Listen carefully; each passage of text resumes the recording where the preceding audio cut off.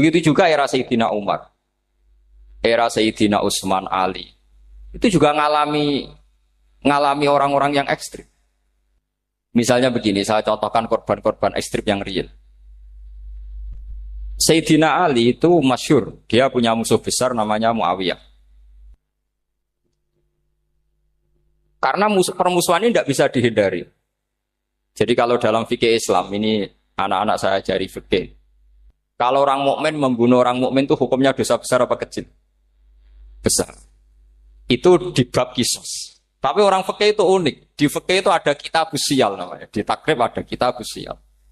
Dan di situ ada penjelasan mangkutila dunamali fahuwa syahid.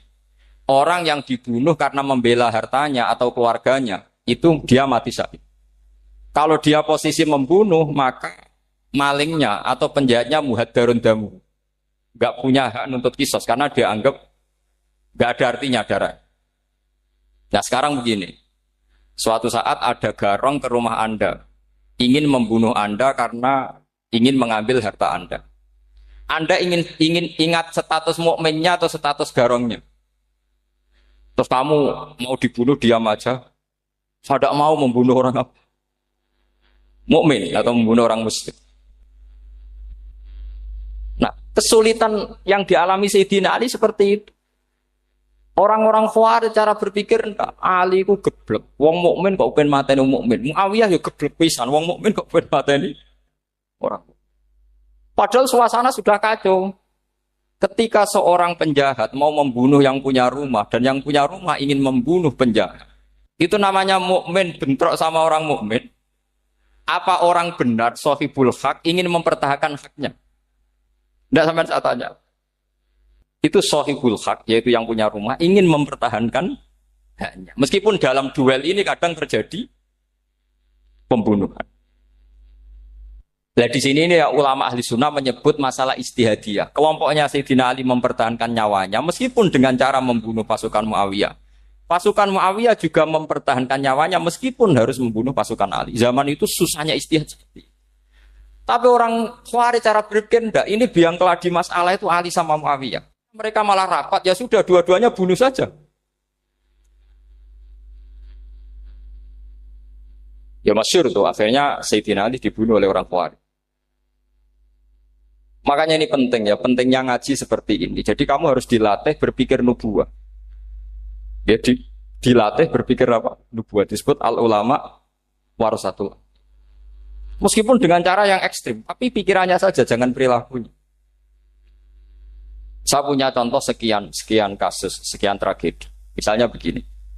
Saya itu dulu punya teman, dia soleh, bisa baca Fathul Mu'in. Dia itu janggal. Bilang sama saya, Gus, tidak biasanya Rasulullah itu agak-agak nyindir orang fakir. Ini kok ada hadis kadal fakru ayakuna kufur. Bahwa kefakiran itu mendekati apa? Kekufuran. Dia itu aneh sekali. Biasanya tidak biasanya Rasulullah kritik seperti itu. Walhasil, ini singkat cerita, anak ini ngalami satu trauma. Dia itu miskin. Gara-gara miskin gitu jadi buruhnya orang non-muslim. Dan sering disuruh nganter majikannya itu ke tempat-tempat lokalisasi. Dia mulai mikir, ini gara-gara fakir saya harus nganter orang ke lokalisasi. Mulai ingat dia, Sodaqah Rasulullah, ini gara-gara fakir saya jadi pengantar orang ke lokalisasi. Suatu saat majikannya itu benar-benar bangkrut. Malah tidak disuruh nganter. Pokoknya carikan yang cantik bawa sini. Pusing.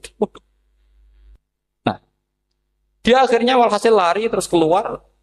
Terus dia cerita betapa ekstrimnya fakir, sehingga gara-gara fakir saya harus jadi penolong orang yang mau apa mak.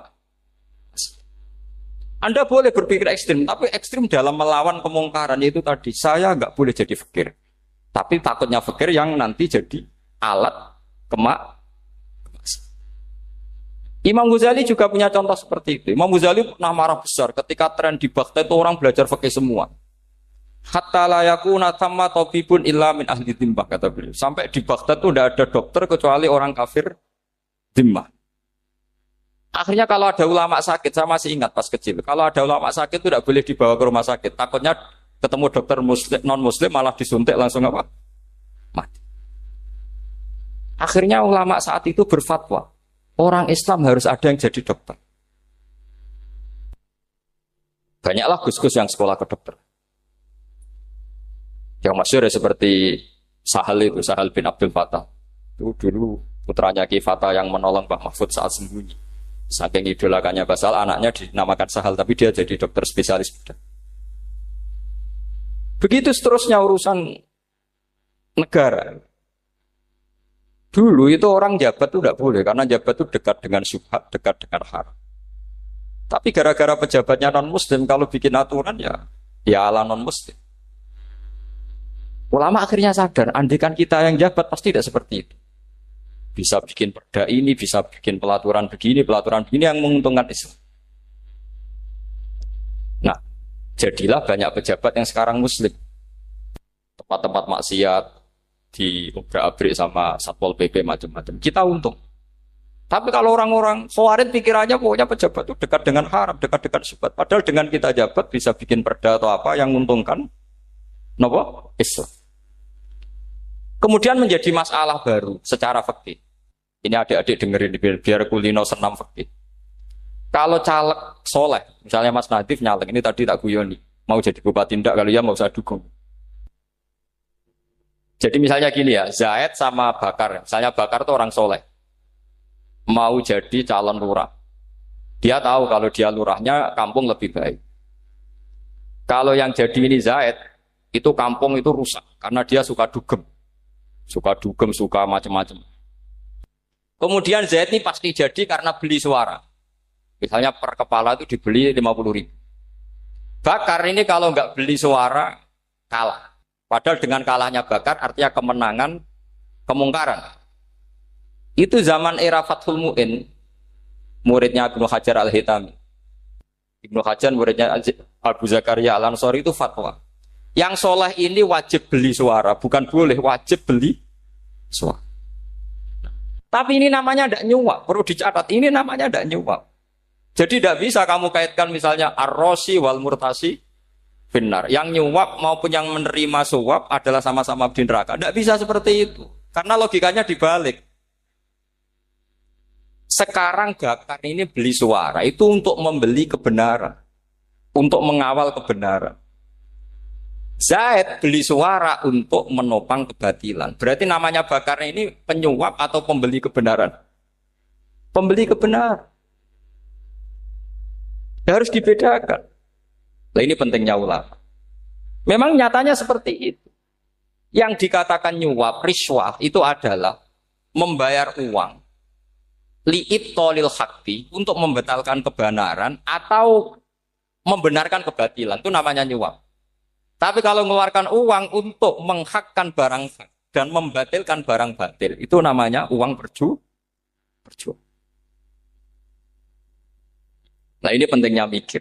Jadi ulama itu mulai dulu sudah berat. Nah, sekarang sudah banyak orang-orang khusyuk yang biasa di masjid khusyuk. Kalau ditanya zaman akhir rusak kabeh, wong soleh-soleh wis nyuap. Kalau orang soleh ini tidak nyuap ya tidak jadi. Kalau nggak jadi mereka nggak ada yang jadi DPR, nggak ada partai Islam, habis malah Indonesia. Saya itu punya kenalan banyak pakar-pakar di Jakarta, itu cerita saya, Pak Bahar.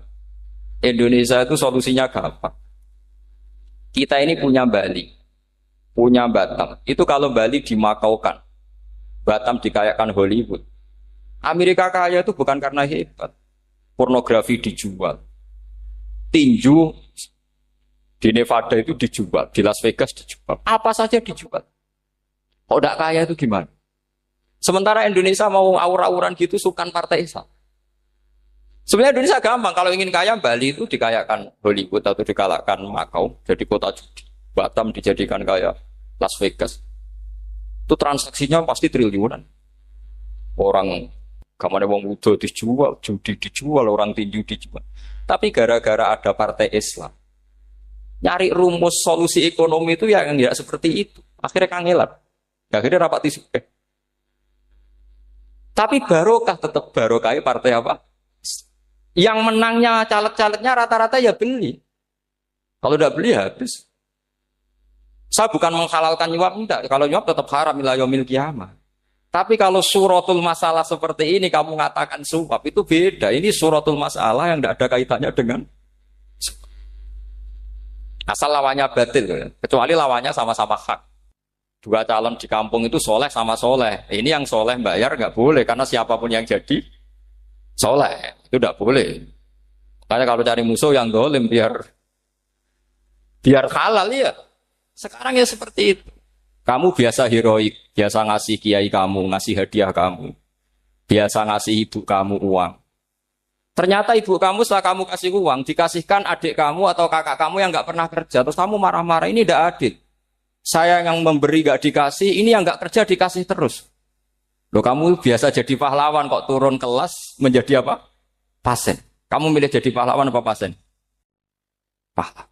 Jadi sebetulnya faham-faham ekstremis ini dari kegoblokan. Dari kegoblokan berpikir nubuah sehingga tidak punya rasa ibadah. Lah ini yang menjadi orang-orang ekstrim. Jadi korban pertama ekstremitas itu bukan sahabat tapi Rasulullah Shallallahu Alaihi Wasallam, yaitu Nabi dibilangin oleh mereka, "I'dil ya Muhammad, kamu kalau bagi harus adil." Pikiran mereka kalau adil sama rata sama. Jadi kalau pakai pikiran itu, saya minum di sini itu haram. Mau ndak ikut bikin kok minum. Enak tamu, toko-toko mangan, sing masak kangelan urung. Itu jadi edan bareng. Itu sama seperti kasusnya Bahram Al-Majusi. Dia itu seorang raja kaya, punya anak cantik. Dipikir-pikir, anakku ayu, dirabek nang liya rugi, sing gedhekno aku, sing rumah aku dirabi wong liya. Maka dia berpikir mau dinikahi sendiri. Karena tadi melihat Mas Nadif kayak orang Kenya tadi, apa Nigeria? Nigeria. Malah gak layak itu maksudnya untuk orang. Ini Mas Nadif ini termasuk harus mendukung gerakan tidak ekstrim. Nyawanya masih itu karena barokahnya beliau agak-agak gitu. Tapi nggak sampai liberal ya, agak-agak pokoknya itu. Karena ketika ada gerakan ekstrim di Mesir, itu termasuk dia DPO. Ternyata setelah ada intelijen, beliau pas buka itu nggak makan dulu tapi rokok dulu. Wah ini mesti orang sekuler, nggak ekstrim. Akhirnya nyawanya sampai sekarang itu barokahnya rokok pas iftar gitu pas. Nah tanya ini masih hidup, ya Mas? Ya pernah sepuh sama saya. Jadi pikiran-pikirannya Bahram itu seperti itu. Walhasil akhirnya Bahram itu menikahi anaknya sendiri. Masyhur itu dalam cerita. Jadi ceritanya itu ada seorang wali tidur di Masjid Haram sama Rasulullah, ditemuin gitu. Terus kata Rasulullah, salam saya untuk Bahram Al-Majusi. Ternyata dicari-cari nggak ada Bahram lain kecuali Bahram yang berdua, bahkan anaknya sendiri mau dinikahi. Ya cara berpikir karena seperti itu. Kalau kita berbuat banyak harus dapat. Itu bahaya. Bahaya sekali karena kalau dalam teori beragama itu al-yadul ulya khairum minal yadis sufla. Kalau biasa ngasih ya ngasih saja, itu heroik. Itu bagus. Jangan biasa ngasih sekarang bermental apa?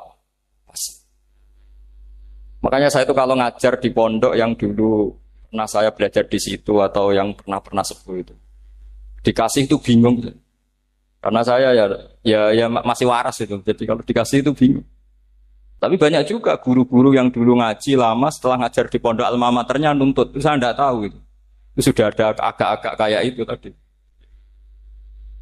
Walhasil si Bahram tadi itu, ini cerita harus saya teruskan karena nggak boleh diputus. Dapat salam dari Rasulullah. Ternyata di balik nakalnya dia itu pas mau bulan pertama, malam pertama itu ada seorang janda sepuh ke situ. Ganggu dia tentu ya. Ketika dikejar pulang lagi sampai 3 kali.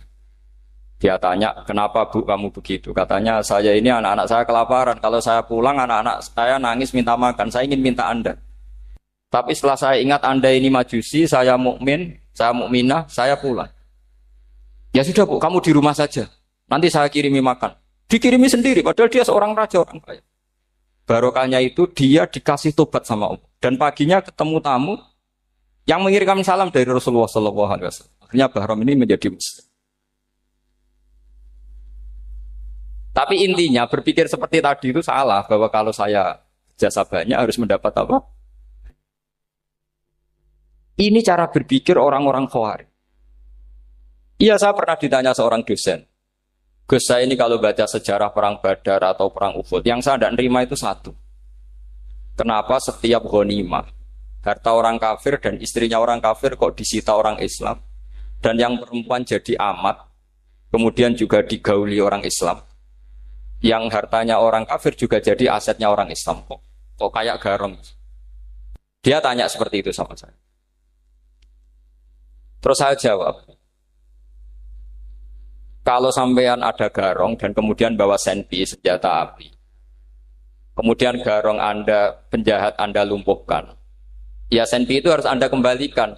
Monggo penjahat ini kagungan jenengan beto wangsul. Karena ada milik Anda, harus dikembalikan. Wah, tidak bisa Pak, kalau saya kembalikan pasti dipakai jahat lagi, dipakai kriminal lagi. Ya sama, kalau asetnya orang kafir dikembalikan ke orang kafir akan menjadi aset kekafiran lagi untuk menghancurkan kita. Nah, perempuan juga sama. Perempuan itu alat produksi. Jika perempuan tadi dikembalikan ke orang kafir, maka kamu menolong populasi orang. Ya seperti itu.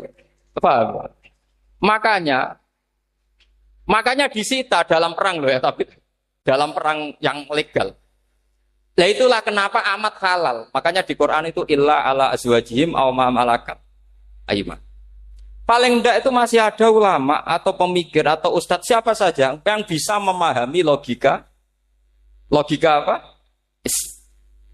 Nanti kalau ulama ini sudah meninggal, orang akan mencibir Islam dengan cara mengatakan Islam itu jahat, yaitu menyita hartanya orang kafir dan istrinya orang kafir setiap kali terjadi perang. Karena pemikiran ini pasti sama-sama kutubnya, sama-sama ekstrim. Dan ini penting saya katakan. Makanya masyhur itu perdebatan Sayyidina Ali dan Muawiyah. Ini saya kutip sedikit. Ini ya sama-sama berpikir ekstrim, tapi ekstrim yang baik. Walhasil dalam satu kerja bakti di Masjid Kuba, itu ada sahabat namanya Ammar. Ini di depan umum, ini penting. Kalau dalam ilmu hadis di depan umum ini penting karena nanti menjadi mutawatir. Beda dengan hadis yang Nabi ngendikan sama 1-2 sahabat, namanya hadis ahadi. Di depan umum Nabi guyon gini sama Ammar, ya Ammar waihak taqtuluka alfiatul baghiyah. Ammar, kamu ini nasib kamu itu agak sial. Karena nanti yang membunuh kamu itu kelompok yang tidak benar. Alfiatul baghiyah itu kelompok yang tidak benar. Itu disaksikan sekian sahabat. Walhasil suatu saat Ammar ini ikut perang dan ikut pasukannya Ali dan terbunuh oleh pasukannya Muawiyah. Seneng Ali. Walhasil Ammar ditemuin sama Ali. Ya Muawiyah, al-ana dhuhara bi anna fi'ati haqqun wa fi'ataka baghiyah. Sekarang kelihatan siapa yang benar.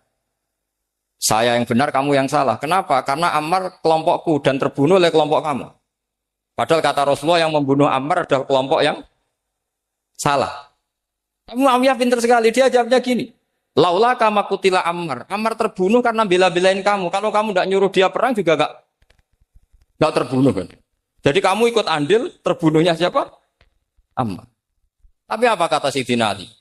Idzan qatala Rasulullah Hamzah. Kalau teori itu Anda pakai, Rasulullah pun membunuh Hamzah.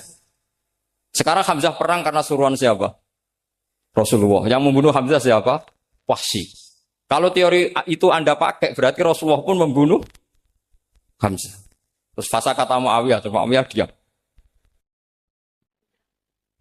Jadi fikih pun itu diputuskan lewat pikiran ekstrim. Tapi bukan ekstrim yang merugikan orang lain. Ya, kalau merugikan orang lain namanya sudah la dororo wa la dirar. Dia menyalahi aturan itu. Makanya saya pernah ngaji di sini dulu ketika tahun kemarin. Fikih-fikih Islam itu punya rumus, itu ya gara-gara pikiran ekstrim sebetulnya. Saya pernah nyontohkan adalah orang itu kalau sholat jenazah itu mayitnya di depan. Itu ulama fikih tidak ada yang punya alasan. Mau hanya bilang gini, hakadha wajadna salafan wa khalafan. Mulai dulu kalau nyolati mayit ya jenazahnya di depan. Ya hanya gitu saja, tidak punya alasan.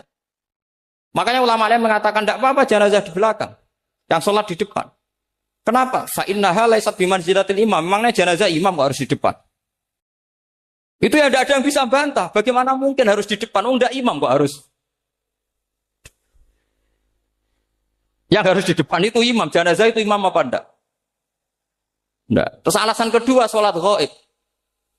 Kalau ada orang mati di Surabaya, Mas Nadib di sini, sholat gaib boleh enggak? Boleh. Jenazahnya di depan apa belakang?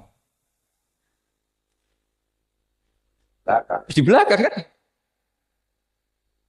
Berarti harus enggak jenazah di depan? Ya dia mau ngakeh yang jelas kalau itu. Lah ini contoh-contoh kecil. Nah orang Khawarij itu orang yang paling enggak mau menerima otak-atik seperti itu. Akhirnya jadi goblok bareng tadi. Ya makanya Rasulullah pun jadi korbannya Khawarij. Muhammad kamu harus adil. Karena pikiran mereka adil itu yang memberi banyak ya dapat banyak. Kalau pikiran nubuah tidak seperti itu. Kalau yang biasa memberi, biasa heroik, biasa baik ya biar tetap biasa memberi. Jangan dilatih jadi apa? Fasih. Ini mungkin adik-adik juga agak keberatan, tapi harus dilatih. Makanya saya itu jadi kiai itu ya mulai kecil anaknya kiai butuh kiai. Saya itu ya mulang tuh senang. Saya tidak pernah terlintas dikasih santri atau dihormati ya enggak. Mungkin sampai mati ya enggak terlintas. Ya pikiran saya sederhana. Biasa mulang pahlawan malah sekarang pasien itu malah kayak cemen, kayak turun kelas itu. Jadi saya terus ya enggak kepikiran sama sekali. Loh kalau saya minta sama Allah karena itu atasan saya. Makanya ada ulama yang ekstrim gini, ini kisah nyata. Ada ulama alim datang ke seorang raja. Rajanya ini soleh padahal. Ternyata pas raja itu berdoa, ya Allah saya kasih ini, kasih ini. Padahal ulama tadi itu mau mengajukan proposal. Mau minta apa gitu. Terus dia pulang ketika ditanya, Pak Kiai kenapa pulang? Ternyata raja itu minta zat yang sama yang saya mintai. Kalau raja saja masih minta, ngapain saya minta raja? Saya akan minta zat yang dimintai raja. Terus pulang dia. Wah itu ya pikiran ekstrim, tapi bagus ekstrimnya. Saya akan minta zat yang dimintai. Kalau sampean kan uteke saya les, sholat dinteni, tetap jalo. Oh, orang mikir seperti itu. Memang salah didik, salah itu tadi. Nah, ini harus dilatih. Masyhur itu ketika Nabi pas Fathu Makkah itu, orang-orang Ansor ngomentari Nabi gini, ketika Nabi sangat happy di Mekah, sangat enjoy di Mekah, kata orang-orang Ansor, amar rojul adroka durok fatun fi ahli wa ulfatun fi asyiroti. Namanya orang pasti happy kalau di kampung halaman. Jangan-jangan Rasulullah itu nanti hidup di Mekah lagi, karena Mekah sudah dikuasai orang Islam. Beliau pasti kangen sama keluarga, sama Mekah. Tapi ya sama, ketika Rasulullah mulai ngasih itu, orang-orang Quraisy dikasih banyak, orang Ansor juga pikirannya seperti itu. Baru orang Ansor dilatih pikiran nubuwah, yaitu tadi. Mereka itu dapat kambing, dapat sapi, terus pulang. Kamu mendapat saya. Milih mana? Milih Rasulullah Shallallahu Alaihi Wasallam. Sekarang kamu saya balik. Kamu punya kiai, kamu bisa memberi hadiah, memberi beliau. Suatu saat kiai Anda ini kaya raya, terus sering ngasih orang-orang yang nggak pernah berjasa. Kamu nggak pernah dikasih. Itu kalau pakai pikiran Khawarij, kiai ini salah karena ngasih orang yang tidak berjasa. Tapi kalau kamu pakai pikiran nubuah, enggak. Alhamdulillah saya tetap istiqomah memberi kiai itu. Dan alhamdulillah enggak dibales. Semoga balasannya di akhir. Ya sudah seperti itu. Kalau pakai pikiran gengsi tadi seperti itu. Masa biasa memberi sekarang posisi diberi. Saya rak turun kelas. Jadi sebetulnya pikiran ekstrim itu boleh. Tapi untuk yang seperti ini bukan ekstrim yang tadi. Makanya ini disebut al-hujjat. Al-hujjat itu satu logika yang bisa mematahkan asumsi awal. Ini saya harap santri-santri matolek, putra maupun putri berpikir seperti ini. Sehingga sama. Jadi misalnya sekarang dibalik. Kalau ada orang NTT yang masih non-muslim, itu orang kafir yang harus dibunuh atau orang kafir yang harus didakwai. Mesti pikirannya itu, kalau Nabi itu ya semua yang didakwai Nabi dulu orang kafir. Nah, ketika Nabi di Mekah itu pertama ketemu orang kafir itu dibunuh atau didakwai? Didakwai. Ya berarti pilihan sekarang ya didakwai bukan dibunuh. Nah soal perang itu perang itu beda dengan membunuh. Ada janjinya, ada macam-macamnya, terus nggak ada solusi itu baru ada apa? Jadi kalau sudah dibalik-balik gitu, makanya kata ulama-ulama, Khawarij itu pasti salah. Pasti salahnya adalah kalau orang tidak benar ya dibenarkan bukan dibunuh. Kalau setiap orang kafir dibunuh, Nabi kapan jadi nabinya? Karena orang kafir habis. Jadi metode bil hikmati ya ada, mau itu hasanah ya ada, karena orang kafirnya sudah apa? Mati. Terus, pertanyaan kedua, kalau Nabi harus ekstrim ngapain? Yang ngawal Jibril, halnya Israel lebih efektif.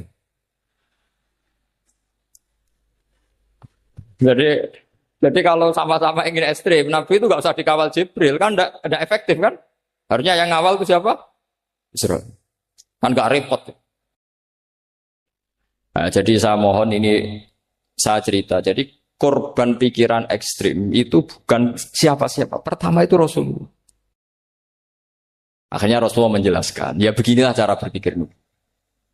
Jadi saya kira demikian. Nanti mungkin kalau ada tanya-tanya, ada pertanyaan. Yang jelas kalau seputar ekstremitas itu bisa latihan. Ya. Sebenarnya bisa latihan di fikih. Karena fikih ini cerminan dari pikiran ulama. Ya, cerminan dari pikiran apa ulama yang tidak tekstual. Ya, seperti gini ya. Tasaddaqa Rasulullah so'an min tamrin au so'an min aqidin. Ketika zakat fitrah itu Rasulullah mengeluarkan satu sok tamar. Tamar itu kurma. Kalau menurut tekstual berarti zakat fitrah harus pakai kurma. Tapi semua ulama sedunia mengatakan putih ahlil balad. Hanya dalam konteks Indonesia ya pakai apa? Beras. Berarti kata tamar diganti kod, diganti apa? Kod. Jadi orang itu jangan diajak goblok bareng. Masa Nabi ngendikan tamar harus apa? Makanya saya pernah debat. Pak Nabi itu cingkrang. Kenapa orang-orang itu rata-rata tidak cingkrang? Saya bilang, Nabi itu hidupnya di Mekah. Kenapa Anda hidup di Indonesia? Iya, Nabi itu hidupnya di Mekah. Terus saya tanya lagi, Nabi itu hafal Quran, kamu udah hafal? Saya hafal Quran. Kalau cingkrang gampang, karek ngetok kata saya. Ya, kalau anut sunnah Rasul, Nabi hafal Quran, enggak hafal kan? Berarti kalau ikut sunnah Rasul, hafal Quran. Jangan cingkrang tok, ya hafal apa? Ya sama poligami juga gitu yang tadi diceritakan Mas Natif itu. Nabi itu poligami setelah Khadijah meninggal. Apa mereka mau nunggu istri pertama meninggal? Kalau ingin persis loh. Kalau ingin persis nunggu istri pertama meninggal. Ah ya. Enggak mau juga kan. Ya biasa saja lah. Pokoknya yang dihalalkan syariat ya kita bilang halal, yang diharamkan kita bilang apa? Enggak usah sok suci sunnah Rasul. Saya punya banyak cerita. Abu Bakar itu dulu sering menghindari sunnah Rasul. Dulu Rasulullah itu kalau ada orang minta ya dikasih. Ketika era Abu Bakar bikin Baitul Mal. Ketika ditanya ini zaman Rasulullah tidak ada. Kata Abu Bakar, huwa Rasulullah. Beliau itu Rasulullah. Mbak gak dimanage ya negara tertib. Umar bikin pasukan. Pasukan itu diangkat negara. Kalau dulu zaman Nabi yang ikut perang bahaya, yang tidak perang namanya munafik. Era Umar tidak, militer itu ditunjuk. Ya digaji pakai Diwanul Murtazikoh. Ketika ditanya, kenapa tidak kayak Rasulullah? Huwa Rasulullah. Mbak tidak tertib pun tetap negara stabil. Karena ada karisma. Jadi kadang-kadang dalam banyak hal itu kita malah tidak boleh persis Rasulullah karena kadang banyak khususiyah. Yaitu contoh yang paling masyhur di fikih ya kayak Nabi itu nikah 9 itu khususiyah. Dalam strategi juga sama. Dalam strategi memanage negara juga sama. Banyak sahabat yang punya ide yang zaman Nabi itu tidak ada. Ketika ditanya, kenapa tidak persis Nabi? Katanya, huwa Rasulullah. Ya Rasulullah itu meskipun seperti itu, meskipun tidak tertib secara rasional, tetap dikawal wahyu. Makanya negara baik-baik saja. Kalau saya ini hanya Abu Bakar, kalau tidak ya repot. Umar ya sama, bikin Diwanul Murtazikoh. Utsman juga sama, dimanage negara. Sayyidina Ali juga dimanage. Kalau Nabi tidak. Tapi tidak apa-apa, karena ada karisma. Sama tak cerita nih, masalah zakat yang masyhur. Orang paling bakhil sekalipun, paling kikir sekalipun, itu zaman Rasulullah bayar zakat. Karena pikirannya setelah zakat dikasihkan, Rasulullah mendoakan. Khudh min amwalihim shadaqatan tutahhiruhum wa tuzakkihim biha wa sholli alaihim. Inna sholataka sakanul lahum. Era Abu Bakar enggak. Sorry ya Abu Bakrin, dulu kita zakat sama Rasulullah karena didoakan beliau. Kamu hanya Abu Bakar, saya tidak mau zakat. Ya sama lah seperti orang dipimpin ulama-ulama karismatik. Orang dipimpin Badola itu tidak usah metai, santri sudah nurut. Dipimpin Usman Nazif, gak bikin pelaturan, habis pondok. Kalau tidak ngancam, gak gini, ditakzir, gak gini, habis. Zaman Badola dehem tok santri wedi. Mas Nadif dehem tok enggak. Nah, makanya Rasulullah itu tidak banyak bikin pelaturan. Rasulullah itu kalau mau perang itu hanya bilang sahabat, saya besok ditantang Abu Sufyan di sini. Saya mau perang. Oh itu sahabat ikut semua. Orang melihat wajahnya, melihat karismanya sudah tertarik ingin menyelamatkan beliau. Kita tidak akan ridho Rasulullah keluar sendiri. Kalau Abu Bakar ya enggak. Pertama Abu Bakar pidato sudah sopan. Saya memimpin kamu. Ini ketulitu walas tubuh khairikum. Saya ini memimpin kamu, tapi bukan berarti saya yang terbaik. Jika saya benar maka dukunglah. Kalau salah ingatkan. Itu pertama orang-orang bilang apa? Fawwala uqiman nakabisef. Nanti kalau Anda salah tak ingatkan pakai pedang. Ya karena hanya Abu Bakar bukan Rasul. Jika diaturlah, ini ada militer, ada pengawal, ada Baitul Mal. Era Umar lebih modern lagi, ada Diwanul Murtazikoh, ada macam-macam. Ya Rasulullah enggak ada. Nah sekarang orang sidik-sidik muni sunnah Rasul. Padahal ada sunnah Rasul yang khasnya Rasulullah sebagai nubuwah. Ya khasnya Rasulullah sebagai apa? Coba Nabi itu istrinya 9. Semuanya cerita tentang tahajudnya Nabi, witirnya Nabi. Apa kira-kira Mas Nadif kalau punya istri 4 ceritanya tentang tahajudnya Mas Nadif? Kan enggak. Nah, jadi saya mohon, sebetulnya pikiran-pikiran ekstrim itu karena enggak mau belajar. Enggak mau belajar. Kalau mau belajar itu kata Imam Ghazali itu dalam kitab Imla, Al-Imla fi Iskalatil Ikhya itu. Fal ma'ani awsa'u minal ibarat. Yang namanya ma'ani itu awsa'u minal ibarat. Jadi yang fal ma'ani awsa'u minal ibarat. Jadi yang namanya makna itu lebih luas minal apa? Ibarat. Nah, ini contoh yang paling nyata ya Sayyidina Ali. Ketika Sayyidina Ali perang sama Muawiyah, itu Sayyidina Ali bilang, sebaiknya Muawiyah kirim delegasi, mediator. Saya juga kirim mediator. Terus orang-orang Khawarij karena tadi tekstual. Mahada ya Ali. Ini apa ya Ali? Lam yujad fi kitabillah. Aturan mediator itu tidak ada di Quran. Bahwa kalau kita perang harus ada mediator itu tidak ada. Terus Sayyidina Ali baca ayat wa in khiftum shiqaqa bainihima fab'atsu hakaman min ahli wa hakaman min ahliya.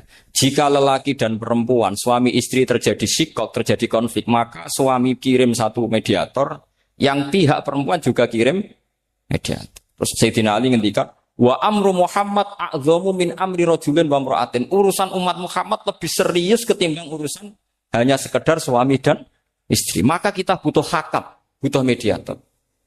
Baru 4.000 orang Khawarij tobat ngikuti pikirannya Sayyidina Ali yang tidak tekstual. Sama seperti zaman Rasulullah. Ketika Rasulullah mau perang Badar, saya ini mau perang Badar kata Rasulullah. Musuh saya itu 1.000 lebih. Kalian hanya 313. Apa kita teruskan? Itu sahabat langsung bilang gini, saya itu hafal teksnya. Idzan lanaqulu laka kama qalat banu Israil fathab anta wa rabbuka faqatila inna hahuna qa'idun walakin idhab anta faqatila inna ma'akum muqatilun. Ini kelihatan sekali bahwa para sahabat sudah ada tekstual. Orang-orang Bani Israel ketika melihat Musa katanya sakti dan orang dekat Allah, itu cara berpikir orang Bani Israel gini. Walhasil ada perintah supaya Musa itu merangi kaum Jabarin. Orang Jabar ini gagah-gagah. Pikirannya orang Bani Israel. Musa kami itu sakti dekat Allah. Ya sudahlah sama Allah saja sana. Tak tunggu di rumah kabarnya. Itu kan sama dengan santri semedit. Rohya ini suga. Meski aku suga. Terus tak pikirkan seperti itu. Ya sama seperti itu. Nabi ku kekasih Allah. Mesti perang menang. Serasa tak ewangi mesti menang. Fadhab anta wa rabbuka faqatila inna hahuna. Kok itu? Ya sudah kamu berangkat saja sama Tuhan. Tak tunggu di rumah. Tapi apa kata para sahabat Ansor ketika Nabi minta supaya mereka dukung di perang Badar? Langsung bilang, idzan lanaqulu laka kama qalat banu Israil. Kita tidak akan bermental kayak Bani Israil. Ini tekstual pada enggak. Mereka punya mafhum, punya pikiran. Cara Mas Nadif punya kreatif. Bahwa ini mental yang bejat, kita tidak akan meniru seperti itu. Sahabat. Jadi dulu sahabat itu makna di Quran juga ada tekstual. Jadi bisa memahami. Nah sekarang orang memaksa semuanya harus tekstual. Ya meskipun tadi jangan terlalu liar terus menjadi liberal. Tapi saya tidak tahu kalau contohnya Mas Nadiem tadi pakai kondom istiqomah tidak tahu itu pikirannya Jil apa Mas Nadiem tidak tahu saya itu tidak tahu kok sampai sembeling itu saya tidak tahu itu. Oh, lagi juga kalau tidak bisa nyontohkan yang di luar itu saya itu ya tidak tahu mulai dulu ilmunya yang seperti itu terus ya tidak tahu lagi. Jadi mulai dulu zaman Nabi pun itu sudah ada pikiran-pikiran seperti itu. Jadi tekstual atau harfiah itu ya enggak. Nyatanya sahabat langsung bilang idzan lanaku rulaka kama qalat banu apa? Esra. Jadi ini saya kira demikian nanti kalau ada yang tanya monggo.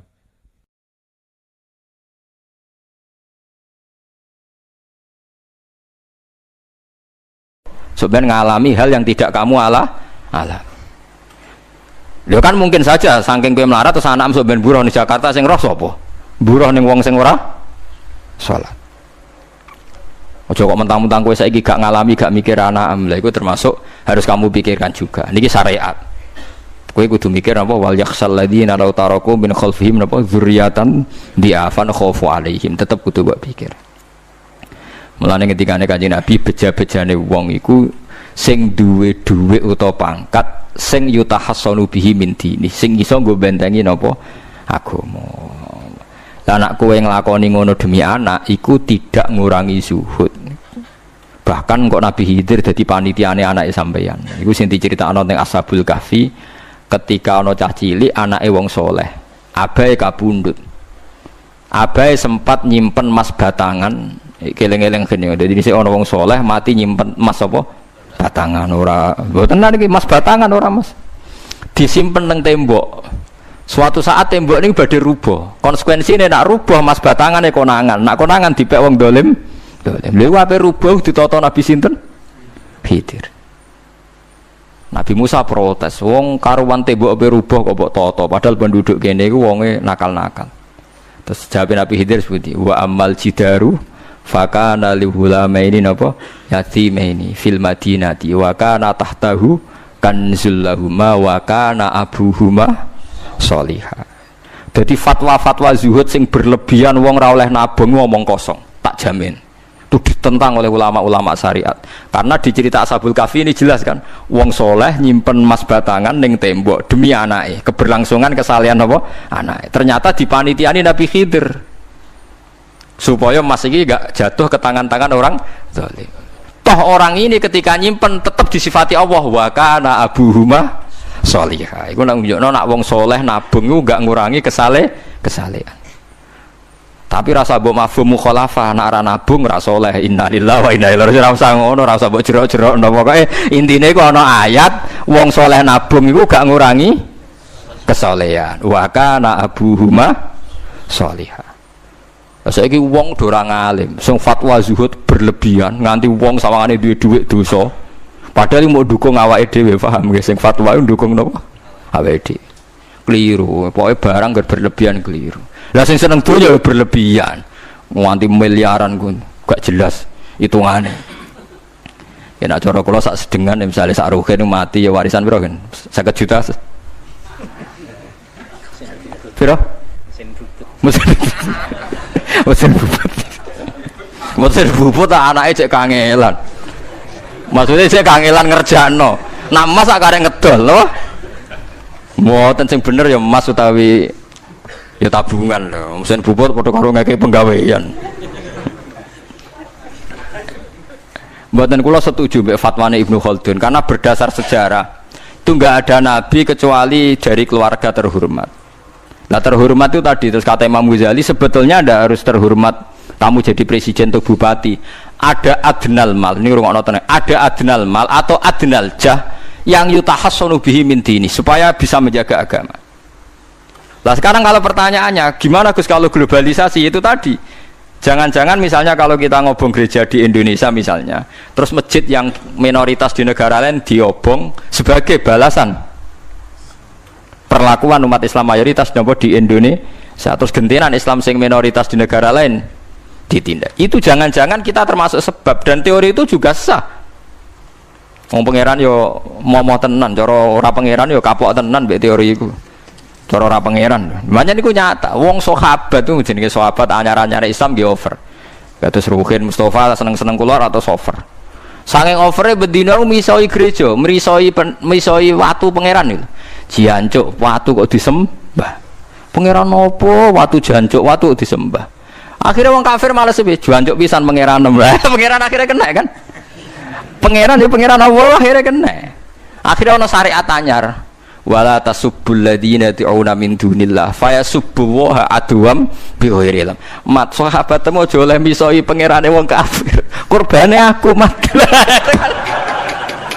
Jadi jangan kira semangat tuh. Misalnya kaya Ruhin itu semangat ngiyakno aku ora ngiyakno kiai liya aku ora damuk kiai akeh. Dadi kabeh melane Nabi nate dawuh la yasubbur rajulu abahu. Wong jogeman misoi bapake. Sampai Nabi dibantah ya Rasulullah wa hal yasubur rajulu abahu. Mosok tiyang misoi bapake piyambak. Terus Nabi jawab ya subu abar rajuli fa yasubur rajulu abahu. Ya misoi bapake wong, akhire bapake dekne dipisoi. Ya mau misoi pangerane wong, akhire pangeranem dipisoi. Lah pangeranem ku sapa ora Allah kan? Nah, sistem global itu ya teori itu ya mungkin. Jadi kalau Anda berbuat baik sama agama lain, mungkin agama lain berbuat baik sama kita. Di negara yang saudara kita minoritas, kayak di Bosnia, di Rohingya, di Phuket, di macam-macam, di Mindanao, mungkin bahkan di Amerika. Wong kendel ning Pulau Jawa perlu ditakoki, kowe kendel mergo mayoritas apa mergo ya? Mergo jihad. Sampe tak ceritani ini kisah nyata kula ndek kanca khusuk era karuan. Nek nang ora salat giyeding era karuan. Islam apa Islam ra gelem salat ngene. Suatu saat dek niku uripe era karu-karuan akhirnya pindah ning Irian Jaya. Ning daerah mayoritas Kristen. Bareng kenalan kabeh jenenge martune sapa Kristen-Kristen. Suatu saat kenalan mbek wong jenenge Kristen Abdullah alhamdulillah padahal wonge ra salat. Mereka butuh tenan, berdua ketemu Islam, rasolat tak Allah, sementing apa? Islam. Terus dia ini sadar, bener jenengan, Gus, gua gedeng wong rasolat itu mergo ning Jawa, Gus. Bareng ning Sumatera, ning di daerah Irian. Gak iso gedeng, gue gedeng wong rasolat tak ning Jawa, jajal ke saiki manggon Amerika. Ketemu wong asal padha Islam ya wis seneng. Lah iya artinya hukume wong gak ternyata ada ruang dan apa? Waktu. Ya kok kowe darani bojo mayu mergo ora tau metu. Kayak ngono. Soreng metu mesti tak ngerti kan waduh. Dadi wong ora ono sing bener asli paham iki cerita wong asli ora ono sing bener. Angger ana pembanding ya takobal apa napa? Minna minkum takobal apa? Ya kan. Mulane nganti dadi guyonan kena apa wong tuwa kok asring bojone do ucul mergo sing lanang ndelok bojone wong liya. Lali bojone sing elek terus dibarno. Ya tenan sebagian yang ngono tenan. Wong akeh sing diamuk sing lanang. Wong kok ayune ngono. Ngomong apa, Pak? Lha niku kanca kula tenan. Ngomong apa, Pak? Ya jujur wae jare sing lanang jawab. Masa wong jujur gak oleh jare apa? Wong jujur apa? Lah saiki sampean mulai mikir. Nak saiki ning Jawa ana wong Islam gak salat. Oke, kita gedeng atas nama fitrah agama. Roh wong minum ya gedeng. Tapi sebagian gedeng kita memang masalah kondisi. Bukti nih hal yang sama, kue ketemu Islam rasolat, nak kue ning Irian Jaya, buat ning Timor Leste, kue seneng. Piro-piro ketemu podo nopo Islami, senajan tau ora nopo ora sholat. Mulane bener, sak dur-dure ilmu, wa fawqa kulli dzi ilmin nopo alim. Sak dur-dure wong alim mesti ana wong alim. Saya itu baca teorinya Imam Ghazali, Ibnu Khaldun, terus teorinya Salahuddin Al-Ayyubi, memang teori itu saling pembanding dan itu mesti kesimpulan saya tadi walau la dafwa hinnasan apa ba'dhum bibadin. Jadi semua teori ini saling melengkapi. Ya memang kalau ketika kita dewa-dewa no fakir, zuhud, enak, tanpa hisab ini seakan-akan kita seneng fakir mergo bebas hisab. Nah, tapi nak delok randi kekuatan bergening ambek non muslim terus ke ape salat kangelan. Lho nggih to, misalnya sampean buruh ning Jakarta. Posisi buruh, majikan ra salat tekan nyupiri, wae salat ra mandeg piye apa. Nah, tapi nak kowe sing majikan buruh ora salat. Wae mandeg kowe salat. Ayo malah salat, anutlah ra paham lah wis makmum. Gak tak pecat, selesai kan. Oh, tetap gara-gara melarat itu tetap ra iso aqamus salat. Mulane ngaji ku sing imbang ya, aja pengagum kemiskinan. Melarat itu rasa mbok kagum-kagume biasa ae. Tapi aja mbok gedhingi dosa kowe kualat wong melarat itu napa? Gedhe wong melarat apa? Dosa. Tapi aja dukung, maksudnya wis ora usah didukung wis akeh malah menapa? Mbok dukung. Wah, malah parah, malah napa? Parah. Lah amar ma'ruf nahi mungkar itu syarat utama tadi ada adna malin nggih, ada adna napa? Jain untuk yutahasson. Buktine semua nabi itu punya kekuatan sing dadekno enggak tersiksa. Ini ku ma ba'atsallahu nabiyyan illa fi mana'atin min qaumi. Allah tidak pernah ngutus nabi kecuali dari kasta tertinggi. Ya tujuannya wow, ada sistem sosial yang menjaga. Lucu kan wong Quraisy gudinge ngono mbek Kanjeng Nabi, tapi ora tau mateni mergo sungkan Abu Thalib. Sungkan sinten? Abu Thalib. Sayyid Abbas urung Islam, tapi nak Nabi dipateni ya ora trimo. Sampai Darun Nadwa kebingungan carane mateni Muhammad tuh piye wong dekne keluarga napa Quraisy. Sampai ana iblis mendo-mendo wong ngene ae tiap desa ngirimno satu pemuda. Engko ben dame Muhammad berceceran, pe nuntut sapa dene nek sing mateni tiap desa duwe utusan sing mate kangelan. Mergo Nabi diutus fi manaatin mingkau. Nah ketika Nabi pindah teng Madinah niku asline nggih mboten wong asing-asing amat. Mergo tiyang Yasrib niku wonten suku besar jenenge Bani Najjar napa? Bani Najjar. Bani Najjar niku keluarga besar Nabi saking Sayyidah Aminah. Mulane teng Barjanji diterangno ketika Sayyid Abdul Gerah niku mergo niliki keluargane mim Bani Najjar. Paham ya? Jadi intinya ya gadah manaatin min qaumi. Ngene niku Bani napa? Bani Najjar. Dadi napa jenenge sebutinu wa makatha fihim syahron yu'anu nasukmahu wasyakwa. Iku suku napa Bani Najjar, akhwalihi min Bani napa Najjar. Dadi eling-eling. Dadi mboten saged. Mane sampean ya ora usah protes, kadang-kadang kena apa wong alim-alim ya rontok-rontok Gus, rontok-rontok mulya karepe ben rapati repot nemen-nemen. Misalnya kayak wong alim terus wong biasa total wino terus kon bubut ruhin. Nah, wae mulang wae kon apa? Bubut. Ayo repot. Dadi Gus pengeran ape ora ngono ora diga. Saya itu gak pernah loh takut mati meskipun saya masih muda. Karena saya bayangkan mati itu ya baik-baik saja. Ketika saya hidup ya gak tahu cara ngelola nyawa saya, kenapa kok gak pergi. Kamu tahu caranya ngelola nyawa kamu, kok gak mati sekarang? Gak tahu kan? Tahu-tahu masih hidup kan? Tahu-tahu diutang, semacam-macam lah. Sebenarnya kita zaman hidup pun gak tahu cara ngelola nyawa kita. Cara kerja jantung kita, cara kerja paru-paru kita. Nanti setelah kita mati pun gak tahu caranya hidup. Tapi anehnya kita. Mosok manusia sudah dilemah iso hidup lagi. Memangnya kita sekarang bisa hidup karena kita tahu-tahu ya hidup. Ditakdir anak yang melarat, paese elek. Orang lain ditakdir anak Kiai Gus Mulyo. Kita kan tidak pernah bisa milih bapak ya ora iso. Ngerti-ngerti anak Karmen, anak Karlan itu sudah tahu. Artinya gini ya, sudah ya Allah ketika saya hidup ya tidak tahu kenapa saya hidup, pasti engkau yang menghidupkan. Ketika saya mati juga tidak tahu kenapa saya mati, pasti engkau yang menghidupkan dan mematikan. Maka saya akan baik-baik saja di akhirat karena ketika di dunia Tuhannya yang engkau, ketika di akhirat Tuhannya dan sifat engkau tidak akan rubah, tetap arhamur rahimin. Makanya dulu wali-wali itu kalau mau mati ya santai aja. Sayyid Umar bin Abdul Aziz itu ulama-ulama dulu kalau mau meninggal itu kalau keluarganya nangis marah besar. Memangnya mau kemana kamu nangisin saya? Lah kamu kan mau mati. Memangnya mau kemana kalau mati? Ya kembali ke Allah. Ya susahnya apa? Di dunia ya milik Allah, di akhirat milik Allah. Inna sholati wa nusuki wa mahyaya wa mamati lillahi rabbil. Yang aneh sampai harus melarat orang wani mati. Wah aneh tenan. Ya karena sampean tahu mungkin di akhirat lebih miskin lagi kan. Terus repot terus. Coba kalau dari awal kita menstatuskan diri kita biadillah. Inna sholati wa nusuki wa mahyaya wa mamati. Tapi kamu salah status. Mengatakan kehidupan adalah momen untuk mencari kesejahteraan. Kehidupan adalah momen untuk cari karir. Kamu mensifati kehidupan secara salah. Jika kamu terjebak nyari karir, nyari kaya. Coba kalau kamu pakai mazhabnya Sufi. Kehidupan adalah pemberian dari Allah untuk kembali kepada Allah. Kematian ya seperti itu. Akhirnya ya santai saja. Inna sholati wa nusuki wa mahyaya wa mamati lillahi rabbil alamin. Istri juga gitu. Saya itu tidak sombong. Saya itu mulai nikah sampai sekarang itu hampir gak pernah tukaran sama istri.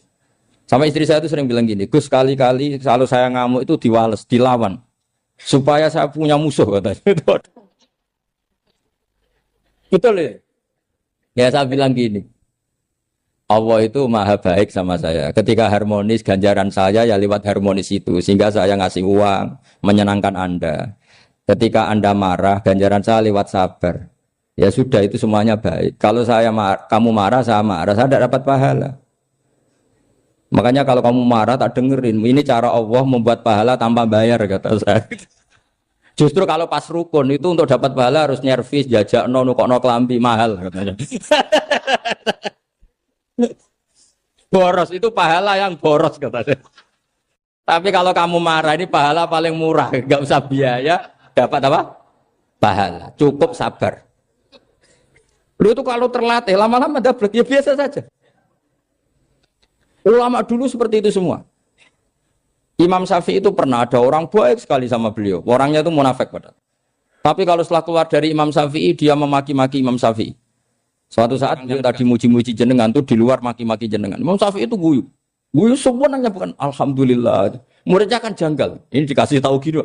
Alhamdulillah. Kenapa Imam Syafi'i dia kan di luar maki-maki jenengan? Berarti aku wong wibawa, ning ngarepku rawani. Ya jadi dianggap enteng saja melihat. Berarti aku wong wibawa, ning ngarepku ora wani. Ya sudah. Terus ketika ditanya, tapi itu kan bahaya bagi Anda karena memfitnah Anda gini-gini. Kata beliau, zaka Allah. Yang kritiknya bahaya itu hanya Allah Ta'ala. Yang lainnya enggak bahaya. Karena ini makhluk dhaif, enggak penting. Loh kamu sampai tersisa dikritik orang karena kamu nganggap makhluk itu penting. Ini gobloknya sampean. Goblok segoblok-gobloknya. Coba kalau kamu mensatukan makhluk tetap makhluk, kritiknya enggak penting. Selesai kan? Selesai enggak? Ini problem Anda ada wali itu, kalau dikritik ya susah. Makanya ada wali itu problem menurut saya. Makanya saya enggak ingin enggak jadi wali itu kan. Karena hanya wali yang hidupnya itu la khaufun alaihim wa lahum ya. Orang dulu tuh semudah itu hidup. Gampang sekali. Dulu ceritanya di antara ceritanya manakibnya Sayyid Ja'far Shadiq itu, kalau ada orang memaki-maki dia itu dikirimi hadiah. Kenapa ya? Karena kebaikan kamu telah kamu berikan kepada saya, ini hadiahnya. Sampai malu yang kritik itu. Kan kalau orang ngerasani itu kan kebaikannya dikasihkan sama yang dirasani. Lah kamu kan ngajinya seperti itu, tapi dirasani kok susah. Harusnya kan kasih aja, ditransferi saja. Alhamdulillah. Ya karena kita salah menamain tadi. Sing rasani pembenci. Pembenci itu bahaya. Sehingga kamu mereaksi secara serius. Coba kalau kamu pakai hukumnya Allah dan Rasul. Pembenci itu pemberi kebaikan. Istri marah adalah pemberi kebaikan. Ada yang berani mulai meraktekannya. Latih begitu terus. Insya Allah nanti hidup kamu barokah. Itu disebut wa'allama adamal asma. Dan itu yang diajarkan Rasulullah. Rasulullah itu kalau ngajarkan hidup itu gampang sekali. Allahumma ja'alil hayata ziyadatan li fi kulli khairin wal mauta rohatan li min kulli syarrin. Jadi kalau kita hidup, anggap saja peluang untuk nambah kebaikan. Kalau kita mati, anggap saja akhir dari semua potensi kejahatan kita. Anda sekarang mungkin tidak zina, tapi potensi zina. Anda sekarang tidak korupsi, potensi korupsi. Anda sekarang tidak selingkuh, tetap potensi selingkuh. Lah, anggap saja kalau mati, berarti akhir dari segala potensi itu. Alhamdulillah. Makanya saya tuh nggak pernah takut mati. Karena saya misalnya setiap saat mati, ya saya nanti akan bilang, ya Allah, ini sudah mau mati, berarti mau akhir dari segala potensi keburukan saya. Alhamdulillah.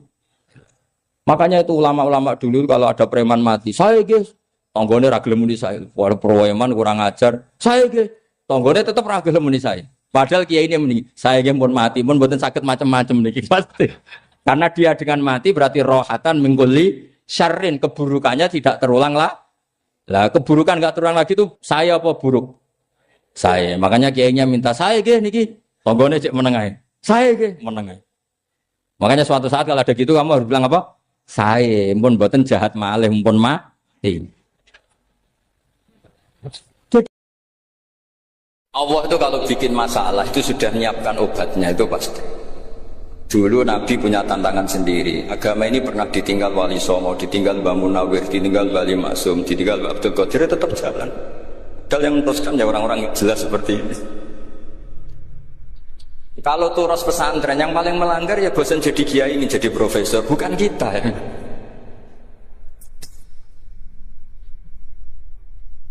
Wah, yang bosan itu tidak kita, yang sudah ganti gelar itu. Tapi kita ya tidak apa-apa ya. Jadi nggak usah dijaga, turos itu biasa saja. Jadi biasa saja, menurut saya zaman itu biasa saja. Jadi Allah itu kalau bikin masalah itu ya bikin solusinya, itu sudah min sunnatillah. Jadi saya tuh tidak pernah mikir betul. Saya tuh nggak pernah mikir agama ini nanti kayak apa, enggak. Selain saya tahu Allah yang akan menjaga agama ini, dipikir gak dipikir, memang kalau zaman lebih buruk ketimbang kemarin, itu sudah nasihat Nabi. Ma min yaumin illa ba'dahu syarrun min. Nah ini karena materinya sanad, mungkin ini spesifikasi saya. Saya mohon sanad itu ditulis, tapi tidak diimani. Jadi ini yang ditulis itu hanya sebagai perangkat mudawwan. Karena kalau sampean imani itu bahaya, karena nanti tidak hadits tawatur.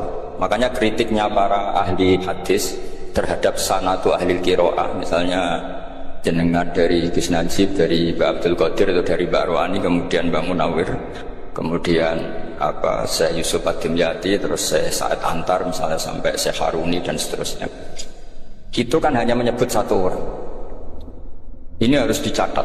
Padahal sanad khususnya Quran itu lafadznya harus mutawatir, kaifiyatul ada juga harus mutawatir. Jadi harus riwayatu jam'in an jam'in la yumkinu tawatuhum alal kadzib. Makanya kalau ngaji sanad itu harus bersamaan dengan itu kita katakan bahwa menyebut Mbah Munawir itu fardun min afrodil am. Karena kalau enggak berarti sanad kamu menjadi ahadi. Kita tahu kan hadis riwayat ahadi itu masalah. Masalah apa enggak? Masalah. Hadis itu yang keren, yang mutawatir. Padahal Quran itu fawqal hadis. Makanya saya bilang sanad itu ditulis tapi tidak usah diimani. Kalau itu tok ya harus diimani kalau itu sebagai jam'un an jam'in, kebetulan tahunya itu lewat guru. Jadi kita cara berpikir ya, sebetulnya semua Quran itu riwayat jam'in an jam'in, dari kelompok besar ke kelompok besar. Kebetulan tahu kita dari satu orang, misalnya Mbak Munawir atau Mbak Arwani atau Gus Najib atau Mbak Arwani dan sebagainya. Saya itu punya bapak, buyut-buyut saya itu hafal Quran. Mereka ya pantangan malah, makanya itu sirinya. Kenapa kadang-kadang kiai dimintai sanad itu enggak mau. Tapi kalau sudah ahlinya enggak minta pun dikasih. Itu dulu tradisi ulama dulu gitu. Sufyan Ats-Tsauri kalau dimintain sanad santrinya bilang gini, sudah kamu pulang saja. Kalau saya sudah tahu kamu benar, saya datang ke kamu kasih sanad.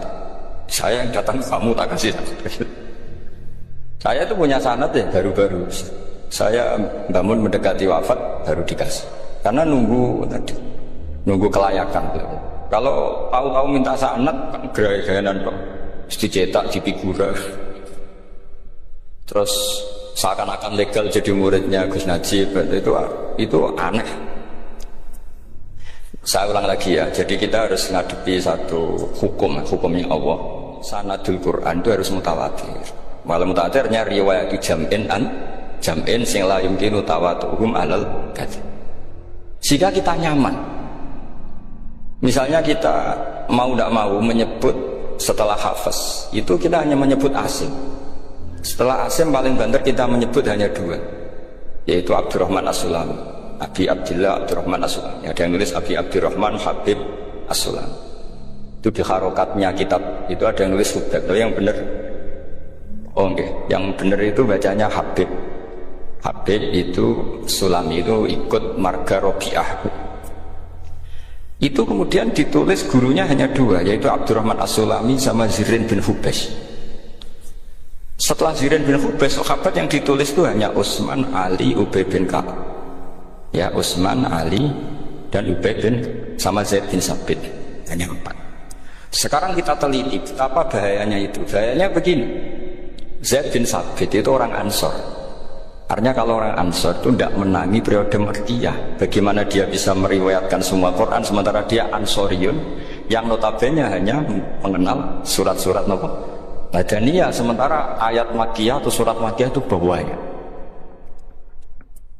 Dan Ubay bin Ka'ab sendiri itu ngajinya itu tidak banyak, karena dia harus ngaji sama Abu Bakar, Umar. Dan dulu nggak mungkin setoran kayak sekarang 30 juz karena masyhulun semua orang.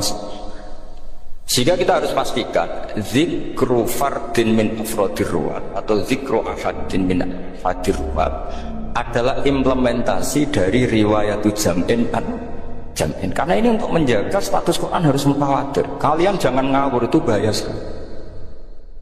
Saya punya banyak tulisan tentang itu.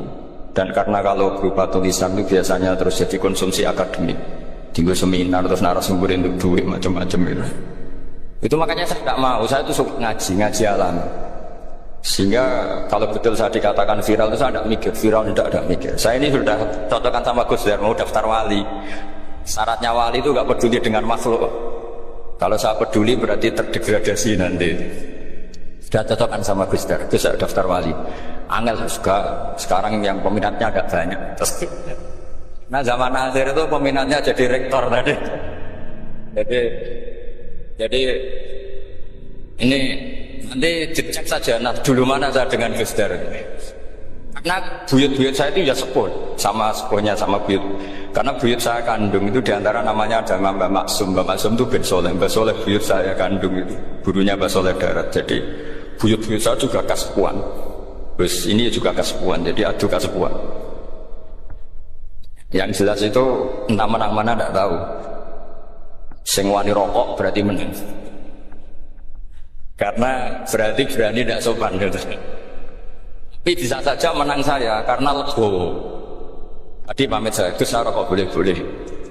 Jadi dia lebih keren karena nggak sopan, saya keren karena jembarati. Berarti setingkat lah kira-kira gitu setingkat. Kalau Gus Hamid karuan pernah Pak Alik ya, nggak perlu sopan sama Gus Dar memang ini kan Pak Alik. Saya teruskan ya. Jadi anak-anak alumni Al Munawwir ini yang dimaui apa layak Qurannya, apa tadi dakwah tadi tafakuh, saya juga nggak paham yang dimaksud Pak Mustaqim itu. Karena apa ya? Ilmu itu ditulis itu sebenarnya berdasar minatnya penulis, bukan berdasar kehendak Allah. Buktinya gini, sebelum ada metodologi penyebaran agama, itu agama sudah jalan. Ditinggal Nabi wali songo agama sudah jalan. Penulis berdisertasi dokter enak, harusnya gini. Zaman orang nulis sebut tulis, agama wis mlaku. Sebenarnya orang nulis itu kan untuk gelar doktoral, untuk kenaikan pangkat. Mana ada kiai-kiai itu menjadi pintar karena tulisan para doktor? Nggak ada. Agama ini sudah jalan sama panduan para penulis dokter-dokter itu. Dulu mana yuk mereka dakwah sama panduan tulisannya? Dulu mana? Dulu dakwahnya. Terus itu dianalisis. Terus analisis jadi disertasi. Makanya saya tuh jarang diundang orang mau kalau nggak pernah sepuh. Cuma sial saya yang pernah sepuh ternyata banyak. Akhirnya saya itu bikin kaidah agak salah dulu. Saya mau diundang hanya yang pernah sepuh. Ternyata yang pernah sepuh itu banyak. Ya, kemarin saya datang di hallnya Ki As'ad, terus datang di hallnya Pak Hamid. Karena mbah saya kandung itu sepupu sama Pak Hamid Pasuruan. Saya buyut-buyut saya itu orang Lasem sama orang Kudus. Sebenarnya kalau saya mau nakalan itu pakai buyut saya tertua itu, tapi kayaknya nanti mereka malah ngedunam di Adam malah selesai. Karena kalau saya pakai buyut saya yang Mbah Soleh itu, yang gurunya Mbah Soleh Darat itu, nanti sampean pakai Nabi Adam bisa tuntas saya. Meskipun saya mungkin lewat Qabil atau lewat Habil, dia cocokkan lagi. Jangan-jangan jenengan yang lewat Qabil, saya Habil. Malah panjang lagi, nggak tahu aktenya juga nggak. Kira-kira delok potongannya. Kalau yang alim kayaknya pantasnya lewat Habil. Gitu. Kalau yang tidak alim ya pantasnya lewat nggak tahu. Campuran ya kombinasi. Coba kalau kamu jadi saya, pusingnya bukan main. Untuk dokter wali itu pusingnya bukan main. Harus melalui, karena saya tidak ingin jadi wali lewat jalur sabar, ingin jalur alim, itu mah agak berat. Jadi wali itu ya fakir sabar ya wali, dan itu ya berat juga. Fakir itu kan ya berat, bojo ngamuk, tonggo ora percaya. Tapi saya tidak ingin lewat jalur itu, repot. Diutang tonggo, ditagih repot. Kedua jalur bojo judes itu ya repot lagi. Kan dulu ada wali bojone judes jadi wali, bareng bojone apian nggak jadi wali. Masyhur itu di Ubud dulu, ada orang wali Dia ke hutan, temannya datang. Mana suami kamu? Wah, cari kayu di hutan. Memang tidak punya pekerjaan lain. Semoga dimakan macan. Orang suami nggak jelas.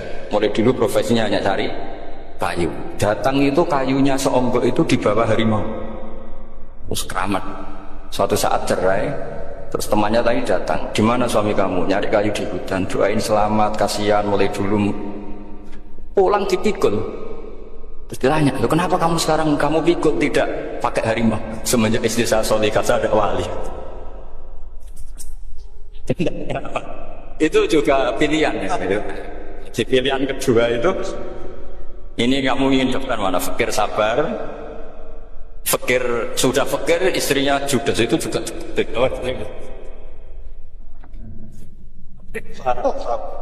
Terus ketiga itu jalur alim. Atau bisa saja alim itu jalur pertama, tapi kan ya harus ngerti sorot, nahwu, iqlal. Saya sampai sekarang masih belajar iqlal sampai sekarang. Ya gak kebayang kan? Tapi begini ya, Quran itu al-mira fil Quran kufrun ya, atau al-jidal fil Quran kufrun ya, ada dua riwayat. Memperdebatkan Quran itu kafir. Nah awal debat itu karena Quran dianalisis. Sehingga karena dianalisis ini sebetulnya yang masuk itu analisisnya apa? Para analis. Bukan hakikatul ilm. Misalnya gini, para dosen atau para peneliti itu harus pernah jadi wali. 2 menit saja, bisa lama-lama. Karena grup wali juga nggak terima kalau ini jadi wali lama-lama, karena ada aturannya. Kalau dalam istilah Syaikhul Qadir Al-Jilani, fasalat tuhalah, kalau orang wali gak layak, gedel katanya gitu. Misalnya begini, ada kiai yang milik zuhud, cuek terhadap perubahan zaman. Sebetulnya orang analis akan bilang itu cuek, tidak peduli dengan sekelilingnya. Tapi di dunia wali, orang cuek itu mutawakkil ala Allah. Makanya dalam kitab hikam da'it tadbir, fama qoma bi ghairuk la tutim bihi nafs. Sudah kamu tidak usah mikir dunia, ini sudah ada al-mudabbir yaitu Allah Subhanahu wa ta'ala. Kamu mikir, enggak ikut punya kok kamu pikir. Hidayah yang milik Allah, rezeki yang milik Allah, kamu pikir, enggak melok gue kok pikir. Sehingga ketika dianalisis ini orang yang cuek, antisosial atau tidak punya kesolehan sosial kalau mereka ngamati orang-orang soleh yang tertutup itu. Padahal ini adalah orang yang dekat Allah. Karena sudah makamnya makam apa? Tajril. Tapi dianalisis meninggalkan apa? Sosial. Lah yang pro sosial, misalnya yang dosen, yang ceramah di mana-mana, dia peduli sosial. Jangan-jangan peduli nasibnya sendiri. Karena ya ada untungnya gitu. Makanya seperti ini kalau nuruti begitu-begitu itu tidak ada selesainya. Maka kita harus ngomong sesuai hakikatul amr. Bahwa anak abdun soro fakhri dimna fakri. Jadi kita ini selalu hambanya Allah. Yang menjadi kebanggaan kita adalah mulazamatul fakr, bahwa kita selalu butuh, baik diucapkan maupun tidak. Dan itu ilmunya para wali. Jadi khawatir saya kalau alumni-alumni Al-Munawwir ini menjadi korban analisa para analis yang belum pernah jadi wali. Itu biasanya metodenya Masya Allah. Misalnya metode hafalan cepat. Indonesia itu Islamnya moderat. Terus kita cari dari kelompok 73 ini mana yang moderat. Apalagi Islam Nusantara ini kelompok berapa lagi kan, terus bingung secara referensi. Nggak apa-apa, kita jadikan hiburan istilah Islam Nusantara, Islam moderat, Islam ekstremis, Islam. Jadikan hiburan, tapi tidak merubah ilmu kita yang mau rusak dari Rasulullah SAW, yaitu bahwa umat ini hanya terbagi 73. Itu ada riwayat mengatakan 72 masalah, yang satu benar. Tapi ada riwayat kebalikannya, 72 itu benar, yang satu salah. Itu di dunia ilmu hadis diperdebatkan, kuat mana riwayat itu. Tapi karena kita ini terlalu mengkonsumsi orang yang nggak ahlinya, ya sudah sepihak. Kita hanya menguatkan riwayat yang 72 masalah, yang satu benar. Tapi pertanyaannya, kuat mana dua riwayat itu? Kita yang ahli sunnah itu baca beberapa teks hadis, itu banyak ahli hadis yang mendukung dua-duanya. Nah, padahal logikanya secara ilmu, wal hadis idza tatarraqul ihtimal saqata anul istidlal, ya kalau ihtimalnya banyak ya sudah nggak usah dipakai dalil. Tapi kan kita tidak etis ya, karena guru-guru kita juga pakai dalil itu. Tapi sebetulnya di syarat-syarat itu dijelaskan. Apalagi di kitabnya Habib Muhammad bin Abdillah Al-Haddar, mertuanya Habib Zain bin Smith, juga mertuanya Habib Umar Hafid. Beliau termasuk orang yang setuju 72 itu benar, yang satu yang Masalah ketika ditanya siapa itu az-zanadiqah, orang-orang yang sinting. Yang satu kebalikannya 72 masalah, yang satu benar, siapa itu ahli sunnah wal jamaah. Nah kalau kamu mau meneliti secara serius, lafaz-lafaz seperti itu polanya sama. Semua ilmu ada pola seperti itu. Misalnya di Quran ada istilah fi yaumin kana miqdaruhu khamsina alfasa. Ada istilah lagi ka alfisanatin mimma ta'udun. Itu kan hitungannya beda jauh. Yang satu 1000 tahun, yang satu hanya 50 khamsina alfasana, 50.000 tahun. Ngitungnya gimana? Ngitungnya gampang saja kalau kita tidak punya tradisi menganalisis. Ketika Abdul bin Abbas ditanya, lalu alfasanatin maknanya apa? Khamsina alfasana maknanya apa? Ya yaumul aradahu, wah itu hari yang dikehendaki Allah. Kamu tidak perlu tahu. Memangnya kalau kamu tahu terus mau apa? Itu kan memang satu ilmu, karena dulu orang itu nggak perlu istighfar bima la ya'nihi, tidak perlu sibuk dengan sesuatu yang nggak perlu tahu. Malah orang dulu itu punya jargon wa inna minal ilmi la jahlan. Sebagian ilmu itu jadi bodoh. Misalnya gini, saya tadi kenalan sama Pak Mustaqim, saya tidak akan tanya bapaknya siapa, bapaknya siapa, karena itu tidak penting bagi saya. Yang penting saya itu nyari ilmu yang menjadikan saya diridhani Allah. Sehingga orang dulu itu kalau kenalan itu nggak pernah tanya, karena dianggap nggak penting. Itu makam, kamu tahu 100 tahun itu apa, atau 50 tahun itu apa, 1000 tahun apa, itu tidak penting. Jawab Abdul bin Abbas. Wasal amma yurdika, kamu tanya apa yang menjadi ridhonya Allah Ta'ala.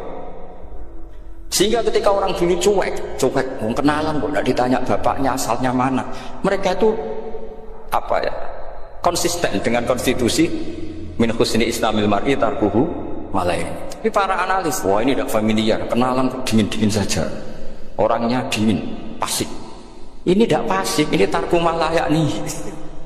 Jadi gak sambung memang calon wali sama calon rektor itu tidak sambung. Jadi memang gak sambung, cara berpikirnya beda. Makanya saya mohon ini apa ya? Ya itu tadi saya sudah cocokkan sama Gus Dar. Jadi kalau kamu daftar ya monggo. Nanti saya tidak tahu yang nanti jadi ketua saya Pak Gus Dar, tidak tahu saya. Ya saya teruskan ya tentang sanad ya, karena ini yang ditulis di materi ini. Saya mohon sekali, sanad itu kamu yakini sebagai fardun min afrodi dzalikal jam'i. Karena sekali kamu punya sanad ahad itu merusak Quran. Karena hadis saja masalah, apalagi Quran. Dan Quran definisinya adalah lafaz sing mangkul ilaina bit tawatur. Ada kata apa? Bit tawatur. Makanya saya itu kalau nulis ya minhum, jadi harus ditambah min. Di antara sahabat yang diambil tadi Abdurrahman As-Sulami sama Zirin bin Hubes adalah Ali, Utsman, Ubay bin Ka'ab, Zaid bin Sabit. Tapi itu mesti ada yang hilang banyak. Saya hitung saja secara logika ya. Dan ini pasti benar, mungkin benar tapi pasti benar. Ada ayat sing nazalat fi Abi Bakrin, tentu Abi Bakar lebih tahu. Kayak masalah hijrah. Jelas la tahzan ifqala li sahibihi la tahzan innallaha. Ada ayat yang jelas tentang Aisyah kayak hadisul ifki. Innalladzina ja'u fil ifki usbatun minkum la tahsabu syarral lakum bal huwa khair. Itu jelas Aisyah lebih tahu. Ada ayat yang turun tentang Umar, yaitu tentang Asra Badrin. Laula kitabun minallahi sabaqa lamasakum fima madabun. Ada ayat yang lebih spesialnya Utsman. Sekarang cara disiplin ilmu harusnya kita talaqi dzalikal lafzi atau talaqi riwayah fi hadisil ifki an Aisyah wa fil hijrah an Abi wa fi riwayatil farqi bainal haqqi wa bainal batil dari Umar. Karena ya ibn Nabi hasbukallah wa man ittaba'aka minal mu'minin, asbab nuzulnya Umar. Ali tentang ayat zadani khasmani ikhtasamu fi rabbihim, itu jelas nazalat fi Ali. Secara disiplin ilmu, kalau kamu ingin disiplin riwayat, harusnya sanadnya seperti itu. Makanya kalau Aisyah dibantah tentang hadisul ifki, ayat itu turun tentang saya. Jadi ilmu saya, kata Aisyah, nggak pernah kalah dengan kamu. Tapi kita tetap saja pakainya. Makanya Abdullah bin Mas'ud itu masyhur, terima dia disejajarkan dengan Zaid bin Sabit. Ketika dia tidak termasuk tim lajnah untuk Rasulullah Utsmani, dan dia nggak mau memang. Itu Utsman nyocor sekarang dimaki-maki, kamu melibatkan Zaid bin Sabit yang saat saya sudah bela Nabi, dia masih di rahimnya orang kafir kata. Karena Zaid bin Sabit ini junior, junior sekali, bukan sekedar junior tapi junior. Terus kata Abdul Nasr, saya ini jisu sitatin fil Islam, saya itu masuk Islam ketika orang Islam tinggal baru disaingi orang yang Islam kemarin, nggak mau sih. Dan itu bukan keangkuhan tapi profesional. Jadi harusnya kita mikir kenapa sanad Quran hanya lewat orang-orang yang notabene ansoriyin. Mestinya kan nggak menangi periode surat-surat apa? Makiyah. Kita butuh menyebut banyak sebetulnya. Maka saya mohon meskipun tulisannya hanya Ali, Utsman, bin Ka'ab, Zain bin Sabit, di hati kamu tetap minhum apa? Di antara sahabat yang kebetulan mudawwan terbukukan itu. Karena ini bahaya kalau dalam ilmu riwayat, karena Quran harus riwayat itu jam'in. Saya beri contoh betapa pentingnya orang-orang yang enggak ahli ilmu. Orang enggak ahli ilmu tapi barokahnya tawatur itu ya mutawatir. Meskipun harus lewat mungkin takdirnya medsos atau TV atau mubalek atau orang enggak jelas-jelas, enggak apa-apa, sementing ila darajatid tawatur. Pernah ada seorang khatib masyhur itu cerita itu. Saya punya kitab yang dikarang oleh orang alim tapi jenisnya jenis peneliti. Meskipun nanti pas analisisnya saya juga agak setuju, tapi ya riwayatnya saya setuju. Itu ada orang khatib baca ayat wala tanggihul musyrikati hatta yu'min wala amatum mu'minatun khairum min musyrikati walau ajabatkum. Dia masih baca wala tanggihul musyrikina hatta yu'min, masih baca bi fathita karena depannya bi fathita, belakangnya juga fathut ta. Maka maknanya menjadi gini, wala tangkihu lan ojo nikah sira kabeh, karena ini mutaaddi yang bila mafulin wahid. Kowe ojo nikah sira kabeh lanang, karena ingkaha atau ya ingkahu. Karena wala tangkihu berarti la tangkiha, la tangkihu. Berarti khitabnya pada jamak mudzakkar salim. Wahai para lelaki muslim, kamu jangan nikahi lelaki musyrik. Wah, itu si Arab itu tersiksa. Hebatnya apa? Dawuhnya Allah kalau bakas sekelas itu nggak usah dilarang, yang mau minat itu siapa? Karena maknanya jadi wala tangkihu, kalian para orang Islam lelaki jangan menikahi lelaki musyrik. Sing pengen nikahi Donald Trump ya sopo ada itu. Mbok nggak usah dilarang ya kita tidak akan menikahi. Kebetulan yang pinggirnya khotib ini orang alim. Jari yang alim itu khotib basic goblok. Aslinya ayatnya orang ngono. Ayatnya gimana? Itu bidomita wala tungkihu. Ketika wala tungkihu maknanya menjadi benar, karena wala tungkihu lan ojo nekno sira para wali, khitabun lil auliya, bukan khitab pada lelaki tapi khitabun lil auliya. Wala tungkihu lan ojo nekahno sira kabeh ayyuhal auliya, para wali-wali, banatiku mek anak wedok sira kabeh, ojo mbok nekahno al musyrikin ing lanangan musyrik. Berarti di sini menjadi pelarangan para wali yang punya anak putri wali dilarang menikah anak putrinya ke lelaki musyrikah. Jadi itu kamu kalau ngaji itu jangan sembrono, jangan pas kiai ini ngantuk wala tangkihu lolos terus dapat sanad wala tangkihu. Oh, setor yang enggak ditegur. Enggak ditegur itu kemungkinannya kan dua kiainya dapat didengar. Paham ya? Atau kamu ngawurnya pinter sehingga enggak konangan, nyerobot saja. Tapi bagi kita ahlul ilm itu fatal betul. Sehingga orang-orang ahlul ilm itu mesti mengharokati sekian mawadi uzalal istilahnya, karena bahaya. Jadi ya, saya ulang lagi ya, mestinya bacanya wala tangkihul musyrikati hatta yu'min bi fathita. Itu betul, wala tangkihul lan ojo nikah sira kabeh lanang Islam, ojo nikah al musyrikati ing wadon perempuan musyrikah. Tapi kalau yang kedua harus dibaca bidomita wala tangkihu lan ojo nikahno sira kabeh para wali aibanatikum, maf'ul bih awal dibuang ing anak wedok sira kabeh, ojo mbok nikahno al musyrikin. Tapi sekali dibaca wala tangkihu maka kualitas maknanya itu bisa terjadi. Wahai para lelaki mukmin, jangan nikahi lelaki musyrik. Makanya si Bedui ini tanya, apa betul itu kalamu? Iya. Masa Allah ngendikan sekacau itu? Kecewa dia, mas ada ayat Quran yang dipuji-puji jami'ul kalim, kemudian kualitasnya seperti itu. Jare wong alime, lu khotib sing goblok orang-orang. Artinya apa? Ketika Quran dibaca secara salah, entah makhrajnya, entah halafatnya atau harokat, ini Arabi saja tahu. Karena Arabi pun punya adzauqus salim. Karena adzauqus salim tidak didominasi para mukri atau para kiai atau para ahli Quran. Orang yang salimatuz dzauq juga bisa. Sehingga pernah ada seorang khatib juga, ini cerita-cerita Bedui. Orang khatib pidato khutbah, fa warabbis samai wal ardi innahu la haqqum mislama annakum tantikun. Demi itu hanya langit dan bumi, bahwa apa yang dijanjikan Allah pasti terjadi. La haqqun itu maknanya terjadi. Itu si Arabi tadi langsung tanya ke khatib. Khatib, man dzalladzi asdabal jalil hatta al-ja'hu ilal yamin. Siapa yang bikin Allah murka sehingga Allah terpaksa sumpah? Mana orangnya? Karena kalau dalam tradisi balaghah sumpah itu sudah tersinggung. Misalnya saya punya utang sama Gus Dar ditagih hari ini, hari Selasa. Gus utangnya bayar, paling saya bilang, ya Gus sesuk. Ketika sesuk ditagih lagi, nanti Kamis ditagih lagi. Kalau saya mulai tersinggung pasti wallahi. Jadi orang kalau sampai sumpah itu bukti apa? Tersinggung. Karena kalau dalam balaghah disebut kalau mukhatab tu khaliyadzini tidak usah taukid, tapi kalau mulai mutaraddid agak ragu dikasih taukid. Kalau banget nggak percaya nih dikasih sumpah. Itu mesti terusannya cukup. Itu faidah tuh, bisa enggak? Karena al-yamin atau al-qasam itu ya dulu alal khot. Makanya langsung si Arab kita tanya, man dzalladzi akhdabal jalila hatta al-jawil al-yamin. Siapa yang bikin Allah tersinggung sampai Allah terpaksa sumpah? Ini dzauqul Arabi, dzauqul Badawi, orang yang sangat. Karena Quran mutawatir lafdzun wa dzauqun wa balaghatan wa nahwiyan dan sebagainya.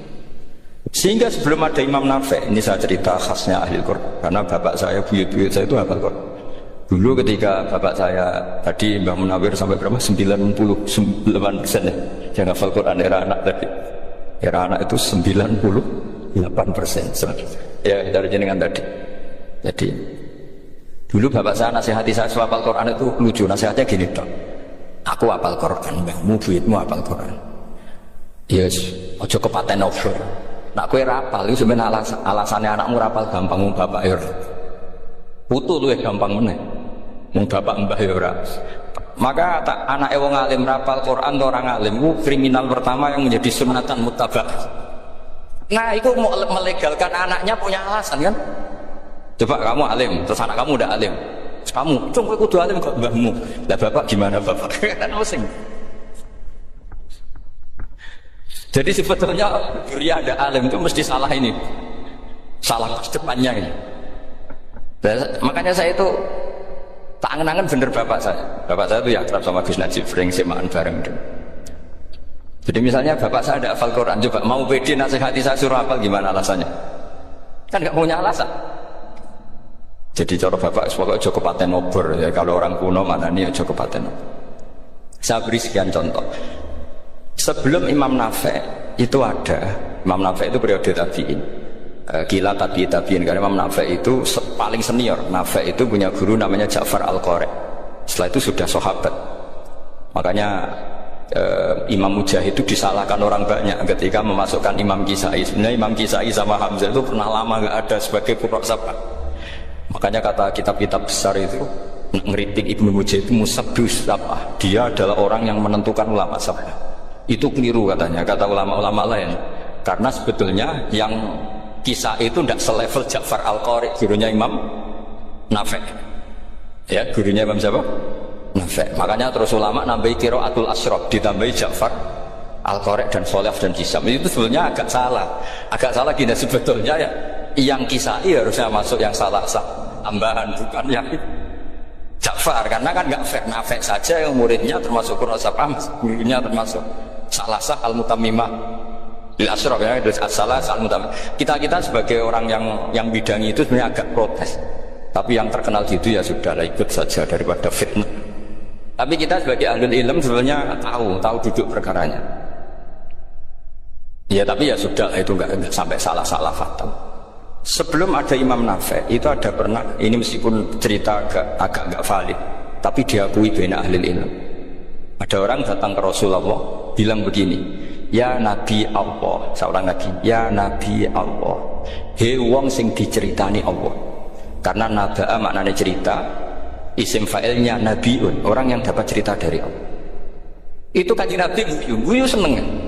Terus anak Quraisyun, jadi Nabi, aku itu wong Quraisy, la yuhammis, orang Quraisy itu gak suka hamzah. Jadi kalau saya baca ya Nabi Allah. Tapi baru terus setelah itu ada Imam Nafi'. Setelah periode sahabat, tabi'in ada orang bernama Nafi'. Imam Nafi' itu muridnya Ja'far Al-Qari. Itu dia mengatakan itu mahmusullah. Coba kita kalau baca coba amma yatasaalun, coba anin nabail azim, berarti naba apa? Mahmusullah. Nabi ibadi, nabi nyeritno sira ibadi ing pira-pira kawula ingsun anni anal ghafurur rahim wa nabbihum al-dhaifi Ibrahim. Semuanya pakai hamzah. Tapi pas isim fa'il Imam Asim hamzah menjadi ya. Sehingga beliau baca ya ayyuhan nabiyyu. Imam Nafi' enggak mau, ini mahmusullah. Sehingga dia baca tetap ya ayyuhan nabiyyu. Andai kan aku ra kadung ditetir melok qiraah masyhur, aku melok Imam Nafi' yakin. Karena menurut saya lebih sorotnya lebih lurus, lebih urut. Andai kan saya enggak, tapi takdir saya kan harus Asim, harus Nabiyun, enggak Nabiun. Tapi barokahnya Imam Nafi' akhirnya kita tahu. Andai kan tahu-tahu ada iya, ini cara Pak Mustarom Busro mesti dikira nakis yain. Naba yang bunubuan atau haza yahzu huzuan, padahal enggak dari haza yahza huz. Nah ketika jadi huzan ini hamzah ditakhuf jadi wawu huzuan, maka dikira asapa huzuan huzan huzuan sama kaf ayak fa'u kuf. Tapi Imam Asim bacanya kufuan. Ya lu ini mahmus kok diganti. Wah, ya kamu tidak tahu aneh karena nggak nekuni itu. Mengapa lo sangel mikir barang itu? Ah, sementing maju semaan wis kok ribet. Nah kita ini kadang kriminal baru. Maksudnya asal lari semaan wis ora tau mikir. Kita yang nekuni tafsir pusingnya kufuan. Ini wawunya itu karena bawaan nakis. Apa bawaan mukhaffaf minal hamzah? Karena hamzah itu saqilah. Sehingga dalam ulumul Quran yang diantaranya menganalisis itu disebut wal Quraisy la yuhammis wat tamimi yuhammis. Memang orang Quraisy itu anti hamzah. Orang Quraisy itu gak suka hamzah. Ali, Sayyidina Ali ini orang Quraisy. Kita tahu Ali bin Abi Thalib bin Abdul Muttalib bin Hashim. Itu jelas orang Quraisy. Sehingga dia anti hamzah juga. Makanya Ali kalau baca ya kayak kanjeng Nabi ya ayyuhan nabiyyu. Tapi Bani Tamim suka, seperti itu sukanya yang asli ya ayyuhan nabiyyu. Nah, Imam Nafi' itu termasuk marganya atau ikut secara panutan ikut orang Bani Tamim. Makanya ketika Quran itu turun bi harfin wahid, itu Nabi susahnya minta ampun. Sampai asalullah mu'afatah, saya minta ampun ya Allah. Zidni, saya harus ditambah. Dalam riwayat falam azal astaziduhu. Dan Nabi jelas-jelas mengatakan inna ummati la tutiku dzalik. Kalau hanya pakai satu lughat umatku enggak mampu. Karena kalau Banu Tamim itu disuruh mentafsir enggak bisa. Ya enggak bisa baca ya ayyuhan nabiyyu. Bisanya ya ayyuhan nabi. Ini biar calon rektor pusing. Kalau nganalisis sosial itu gampang, lembaga polling bisa. Lembaga polling itu apa? Bisa penggawaannya kan gawe pola, pola kecenderungan orang gini-gini itu. Nah ini kecenderungan santri di polling juga. Ya saya ulang lagi ya. Tapi barokahnya qiraatun Nafi'. Yang saya ulang lagi sebetulnya Imam Nafi' itu tidak mubtadhir, tidak yang pertama melakukan itu. Orang-orang Arabi Bani Tamim itu ya dulu kalau manggil Nabi ya Nabi Allah, bukan ya Nabi Allah tapi apa? Ya Nabi Allah. Maknanya itu jelas. He wong sing tok cerita sangka Allah. Buktinya lihat di isim di fi'il amarnya Nabi ibadi. Coba Nabi nyeritakno sira ibadi. Berarti maksud kalau dimaknani pakai kitab Nabi nyeritakno sira ya Nabi he wong sing dedekno. He wong sing tok ceri. Semuanya mahmus hamzah, mahmus lam. Tapi orang Quraisy enggak mau.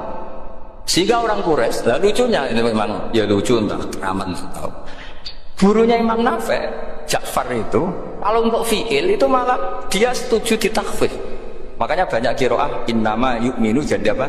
Yu'minu. Nah, jadi Imam Asim disalahno tidak bisa. Jadi cara Imam Asim kira-kira gini, wong aku fi'ile wis tak hamzah, mosok isim fa'ile hamzah pisan kan itu. Lah sing Imam Ja'far lucu, isim fa'ile di hamzahno fi'ilnya enggak.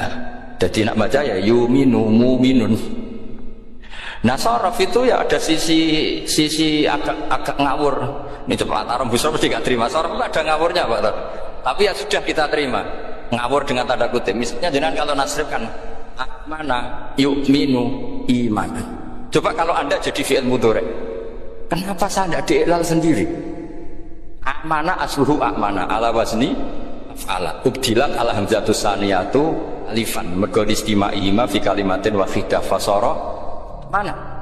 Iman asluhu i'manan ala wazni if'ala. Ubdilat al hamzatus saniyatu ya'an mergo liwuku'iha ba'da kasratin fasara iman.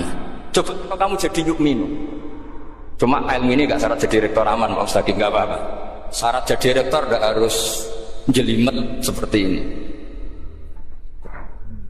Tapi syarat jadi wali lah itu. Kalau syarat jadi wali itu harus malah dosanya kedua yang barang. Tadi saya cocokkan sama Gus Dar. Gus Kiai sing wayah ku kok keramat-keramat. Mbak Munawir istrinya banyak ya keramat. Mbak Kusairi Pasuruan itu Jember wayah ya. Jangan-jangan syaratnya keramat. Itu apa ya? Itu analisis pihak sama saya. Cocokkan sama saya. Tapi itu tidak harus dibenarkan ya. Sudah ini cerita aja bisa. Coba kalau anda jadi ahli sorof, anda kan mungkin tidak ahli sorof. Kita yang ahli sorof sama matarom itu mesti terseksa.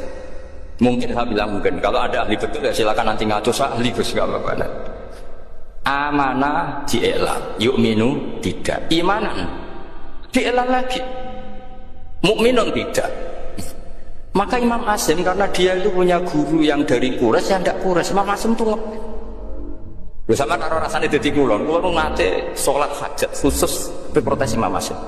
Itu sampean kok nate ngipi. Mergo yo jenengan wasine iku nuruti ilmu napa nuruti riwayat tapi tak takoki. Dan itu memang sangat rencana kalau ketemu beliau di Musak. Pertama ketemu saya itu protes itu. Sing gitu kan. Jenengan itu percaya ilmu apa percaya riwayat? Karena beliau itu beberapa kali ngebar, ini saya beri contoh. Ya amanah di'elal yu'minu tidak kan tetap hamzah imana di'elal mu'minun tidak. Sekarang isim fi'il amarnya qul ara'aytum ma tad'una min dunillah aruni madza khalaqu minal ardi am lahum syirkun fis samawati tuni fis samawati tuni. Karena dia tahu ata yu'ti ita'an fa huwa mu'tin wa ta kamu terus i'ti apa iti. Imam Asim ngeprek dua kali, dia tahu orang Quraisy mesti suka hamzah, maka bacanya iti. Orang Bani Tamim mesti sukanya hamzah daripada atau pendindo. Jadi makanya ini mau saya tanya, jenengan itu wediku. Karena dia punya guru juga turunan Bani Quraisy sama Bani Tamim. Akhirnya dia baca fis samawati tuni fis samawati tuni. Nah murid-murid itu karena nggak paham, so ini rokno. Tapi sebetulnya itu permainan sorok kelas tinggi. Meskipun sorok dikarang ya orang kacaunya juga. Dulu Mbak Mak Somali ketika ngarang sorok, mantunya Mbak Hasyim Asy'ari namanya Mbak Mak Somali. Jadi dua ahli sorok tuh Mak Somali sama Mbak Adi Maksum. Mbak Mak Somali kemarin digosok sama temannya kan. Fa'ala yafulu fa'lan contohnya nasoro yang suruh nasron. Darang fa'ala yafilu fa'lan contohnya 2.000. Menbar nulung mentung kan. Fa'ala yafulu itu contohnya nulung bareng fa'ala yafilu kok wes intong. Jabe Mbak Maksum. Duh nyokan cepetan maksudnya pas bar nulung kok terus. Jadi karena kadang orang yang ditulung ya harus dipendem gitu. Saya beri contoh. Jadi kelihatan Imam Asim itu nyuwun sewu juga tidak konsisten. Imam lain juga tidak konsisten. Tapi tadi semua itu barokatul ilm, juga barokatul riwayat. Kamu jangan hanya bilang itu barokatul riwayat, juga barokatul ilm. Coba sekarang tak bedai. Allahu yastahzi'u, fiilnya dipakaikan hamzah. Qiraah lain mesti jadinya yastahzi. Jadi seputar qiraah pasti masalahnya itu hamzah. Nah, sekarang misalnya ada hamzah, jejer hamzah, pilihannya apa? Mesti pilihannya sama. Aha jamiyun, a jamiyun. Pilihannya mesti tashil, aha jamiyun, dipikil hamzatan jamiyun. Lho cara wong nahwu ya seneng yang kikil hamzatan karena hamzah pertama itu istifham, hamzah kedua balungan kali harusnya bacanya ya jam. Tapi ada ya, tapi ini dua hamzah jajar normalnya diidghamkan jam. Jika sebetulnya bisa qiraah sabah itu ya tidak keren-keren amat, ya normal saja sih. Tapi wis do kumo luhur koyo wow. Sebetulnya biasa, tidak usah bangga biasa. Tapi ya tentu harus syukur ya daripada nggak bisa. Tapi sebetulnya itu normal semua, secara analisis itu normal semua. Makanya Imam Hasyim kalau ketemu saya nanti di masjid tanya, jenengan baca 2 kali itu di guru, punya guru 2 turunan Bani Tamim sama Bani Quraisy. Tapi secara nahwu itu nahwu dan sorof itu semuanya tidak konsisten. Nah kita yang neliti itu, saya itu neliti Rasul Utsmani, neliti itu terus akhirnya sudah Gusti ini ilmu saya sudah cukup sampai sini. Wah kalau sholat kepengen ketemu Mas. Ya beliau akhirnya ya kira-kira jawabnya seperti itu. Ya anut guru, ya anut ilmu, soalnya tepat-tepatan deh. Imam Hasyim ya diprotes beberapa muridnya. Imam Hafiz itu pernah protes sama beliau.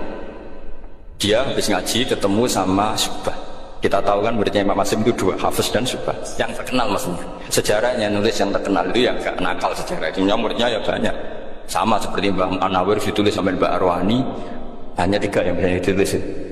Terkenalnya Mbah Munawir ditulis kan hanya 3 kan. Di antaranya Mbah. Terus akhirnya murid Radadi usaha akhirnya ditulis. Sembrono.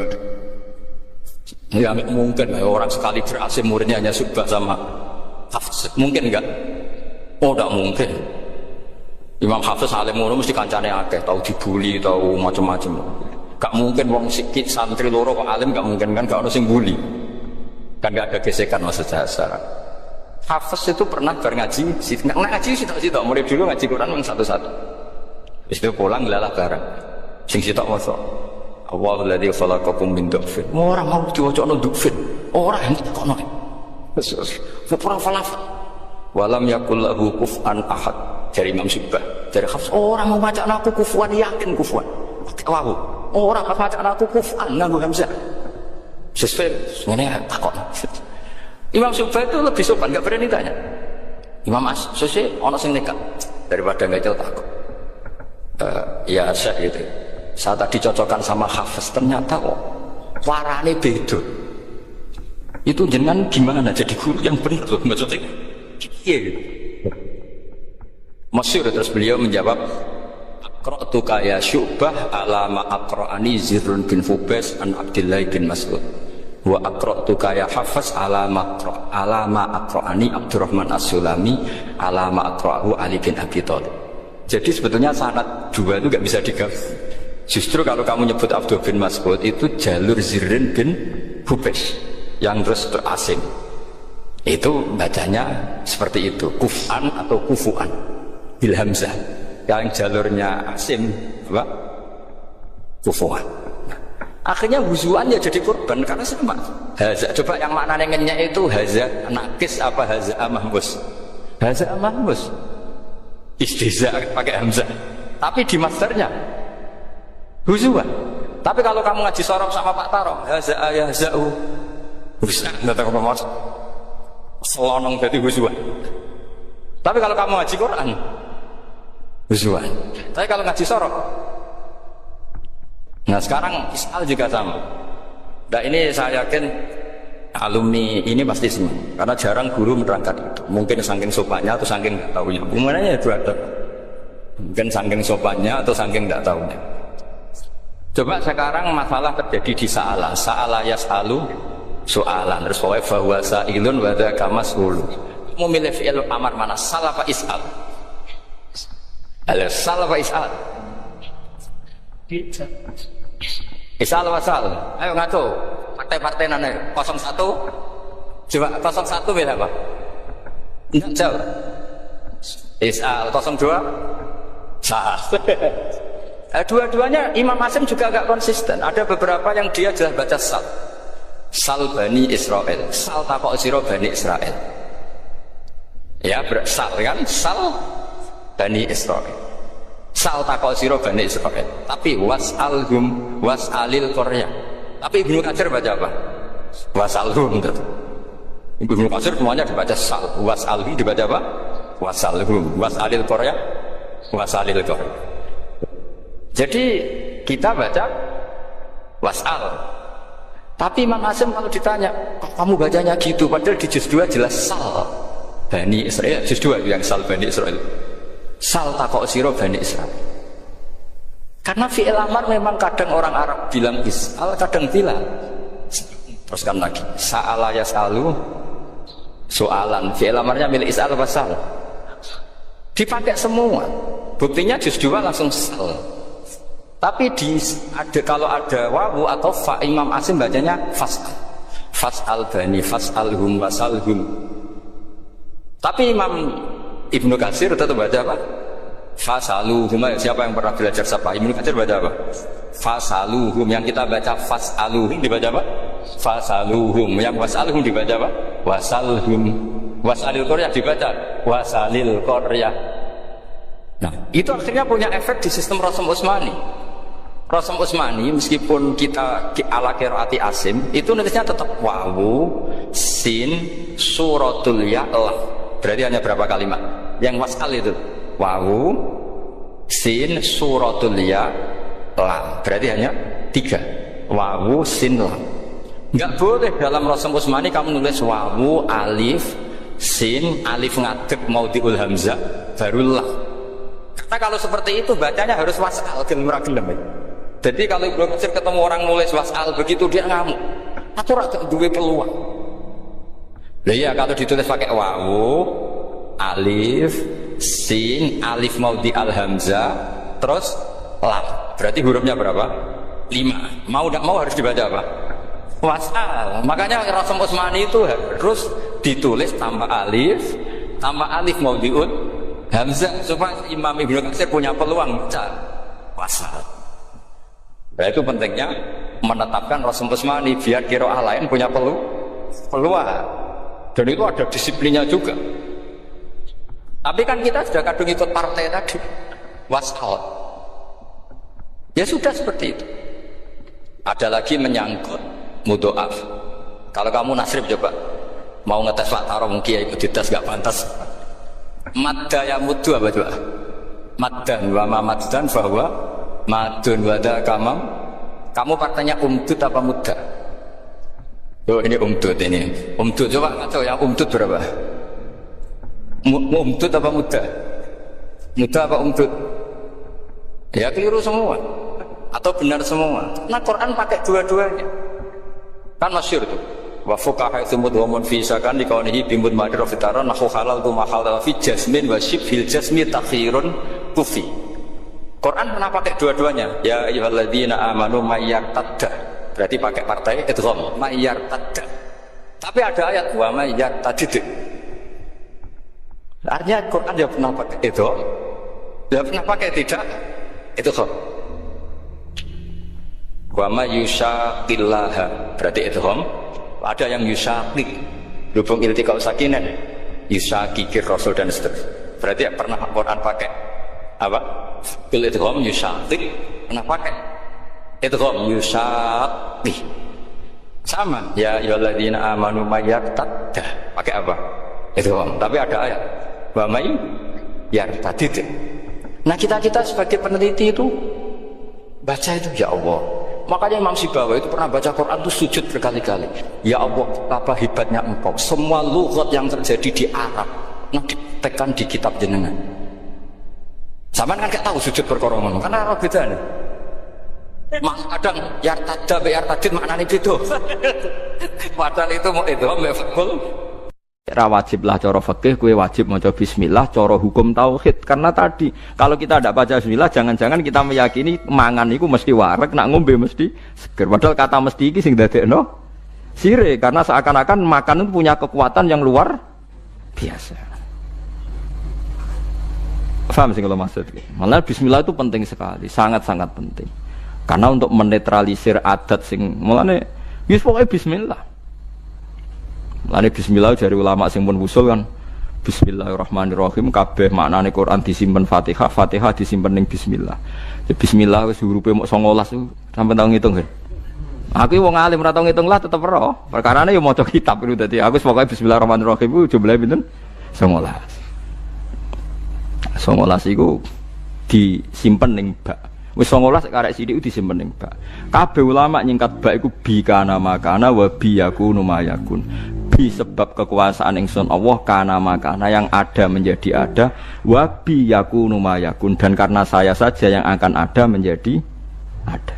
Jadi anak putune Ruhin ya saiki dalam skenario ne Allah. Mbah-mbah Ruhin sing dipilih iku ya dalam skenario Tuhan. Di bi kana makana wa bi yakunu mayakun. Lane kula suwun mbuh pas mangan pas turu. Nak lali ya dibaleni ning tengah. Jare Rasulullah bismillahi awalahu wa akhirah. Jadi misalnya tengah-tengah mangan lagi eling, atau tengah-tengah jima, tengah-tengah nopo lah pokoknya sing iki kon maca. Iku ini penting. Karena tadi kenapa terus setan mutah-mutah tadi? Sebenarnya setan ini ya seperti kita kan biasa, jenenge wong ora di dhuwit ya ora iso ayem, wong nak ra mangan ya lesu. Mosok ape mangan donga. Kita kan sudah dengan entengnya ngomong gitu. Mosok wong mangan donga jenenge wiridan tok ya lesu nak ra mangan. Kita ini sebagai muslim biasa ngomong gitu kan lucu kan? Di saat yang sama kamu yakin Allah punya makhluk yang jenenge malaikat tanpa makan bisa hidup. Lalu kalau ada protes, tapi kan manusia, kesiku malaikat. Lu bedanya apa dalam mata Tuhan? Dalam pandangan Tuhan. Malaikat ya tidak berkutik. Malaikat itu siapa Tuhan? Makhluk kan? Bisanya gitu juga karena kekuasaan Allah. Manusia bisanya gini juga karena kekuasaan Allah. Tidak ada bedanya. Makanya malaikat ya wiridan kebanggaan ya Bismillah, kita ya napa? Bismillah. Itu disebut Bismillahirrahmanirrahim. Nah tapi kita mau coba Bismillah itu juarang. Toko mangan wis menawa Ruhin barang mangan wis ketok iwak pituk. Wah enak iki cocok sing ngono tok. Bae iku langgananku warung iki cocok nak masak ngene. Iya cocok meneh ra bayar. Tambah cocok meneh. Kalau di kanca lomo tapi rada elek cangkeme. Ngerjakno kancane tak enak-enak. Yo nyerap bayar. Lomo kok cangkem elek lho. Mun ya mulai saiki jogeman gak maca bismillah, kok bismillah niku nyimpen bi kana makana wa bi yakunu mayakun. Mulane Firaun nganti jaduke ngono mergo nulis bismillah. Firaun mletene ngono mergo duwe ijazah apa? Bismillah. Yo Firaun sing terkenal iki. Mergo dekne ngerti kekuatane donya ku pangeran. Mulane Firaun akhire iman senajan imane ra ditampa apa mergo dekne ngerti kekuatan iku ngerti. Lah saiki lha carane piye? Carane gampang iki mau. Manusa iku wis kadung digawe pangeran. Ya wis ngene iki. Ya iku kersane Allah. Lah nek malaikat ora usah malaikat mbek iwak oke beda. Manusa nek ning banyu kok urip, mati yo. Nek iwak ning darat kok urip. Apa iwak iso nentokno fisike nek ning darat mati yo ora iso. Ngerti-ngerti nek ning banyu urip nek ning darat mati. Lah ke wali anak ning banyu mati. Ora usah mbek malaikat beda mbek iwak lah yo. Padha ora roh iwak ngalami ngono ya ora roh, kowe ngalami ngene iki ya ora roh, ngerti-ngerti berhubung terus dielem karena manusia bernafas dengan insan ngene-ngene. Nak iwak manusia bernafas mbek paru-paru, nak iwak ambek insan sing gawe paru-paru ya sapa sing gawe insan ya sapa mana wong alim mbok terangno ya sok wae nerangno pangeran. Dadi nak cara wong-wong sing wis usul mbek apa wis pokoke wis ngono iku pangeran. Tapi zaman saiki muni-muni pangeran ku jare gak ilmiah. Ilmiah semuni karena dengan paru-paru ayo repot. Kok sing bener ilmiah, sing goblok ilmiah lah. Akhirnya sing goblok ku dokter, sing bener kiai desa ayo repot. Wis sabar. Soalnya zaman akhir iku kula cara pantes tak ketokno tenan keramatku, tapi wong kok nuruti nafsu. Ya perkarane ngoten niku. Jadi eling-eling ya terus kula suwun tak latih iman cara Quran kan eling-eling awalan apa marra nggih eling-eling ansyaha awala marra. Dadi anggere ana wong kan iku ceritane tiyang kafir teko nang Kanjeng Nabi beto balung sing sudah membiru terus diremes-remes terus disawara wajahe Nabi mat mosok wis dadi balung kaya ngene tangi meneh iku ora akal-akalan memat iku ora masuk akal. Paham nggih? Fa idza huwa khasimum mubin. Jadi manusia itu tukang para padu. Mergo pikirane wis ajur ngene ra mungkin dadi manusa meneh.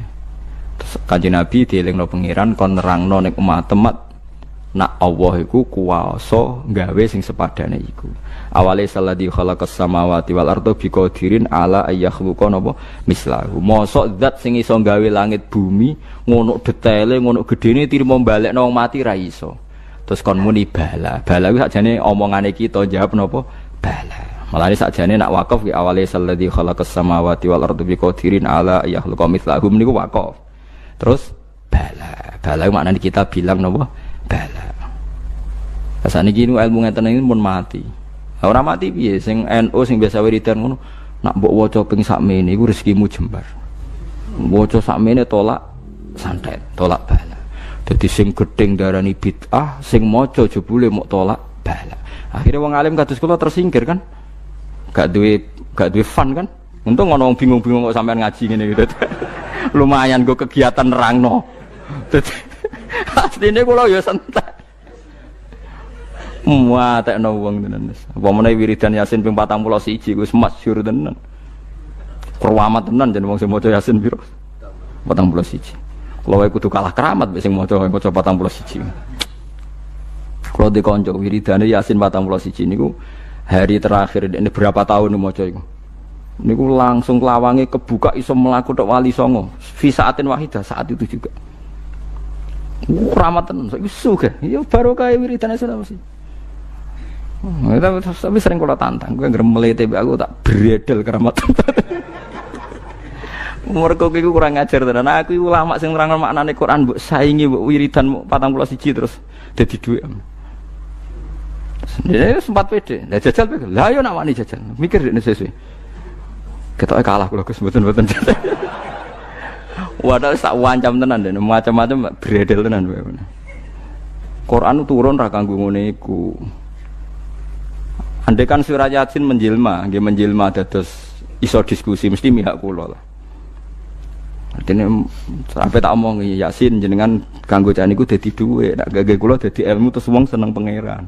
Nah, ono bener kowe mesti ngoten kula keyakinan kula mate kula niku dadi. Mergo kula sing iso nerangno ansyaha awalamar. Dadi wong kon eling awalan apa marra. Ya mun ngandel kula. Kulo bolak-balik nerangno, nek sampean ora iso diterangno api-apian ya tak terangno elek-elekan. Ya elek-elekan kulo nerangno ngaji teng pundi-pundi kulo mboten bosen ngeling-elingno. Wong nak roh pupune wong wedok ta roh susune iku syahwat. Oke, misale iki sahabat. Tapi nak wong alim kados kulo ngerti, ya sesuai awal amaroe. Misale ruhin bae bedigasan ngene, roh pupune wong Afrika udo sak susune ketok ki syahwat ta ora? Gak syahwat. Mergo awal amarah ruhin didesain iku desaine organ-organe sarape ora iso sahabat wong Afrika. Saiki nek ngono sahabate krana roh susu apa krana awal amarah? Krana awal amarah. Buktine padahal ada kaidah. Jenenge wong lanang roh susune wedok mesti sahabat. Saiki rohin dudono susune wong Afrika. Sahabat ora kena sahabat yo parah berarti. Tapi masalahnya takok wong kelainan kok dijawab. Repot. Gak jawab. Misal ke Melayu apa ora? Melayu, jadi Melayu. Tapi orang Afrika, nyatane kalau sering ndelok ning TV, Miss Afrika diperkosa. Dari wong Jawa, ngono dikekno aku ora gelem kok nganti diperkosa. Mergo desaine awala marah. Ya begitu juga masalah pitik. Nggih ngono kula mun nyontokno bola-balik. Tae wong didesain nak roh tae wong jijik. Tapi cara pitik iku pizza, menarik. Ya pancen awal marah wis beda pitik mbek wong iku beda. Mulane jare wong alim. Tae iku mambu ta ora? Ya karek awal marah iru nek takokno pitik ya. Ya sedep, tapi jare manusa mambu. Makanya saya pernah ketika tawaf anak-anak sarang yang idolakan saya itu, saya ingin di depan multazam jenengan berdoa.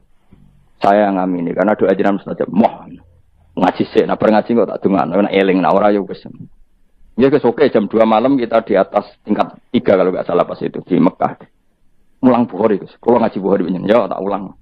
Jam 2 saya ngajar sampai subuh sekitar 2 jam. Habis itu lagi donga teng arep multazam. Kula donga sederhana Gusti, bocah-bocah niki mugi-mugi wonten gunane teng umat Rasulillah.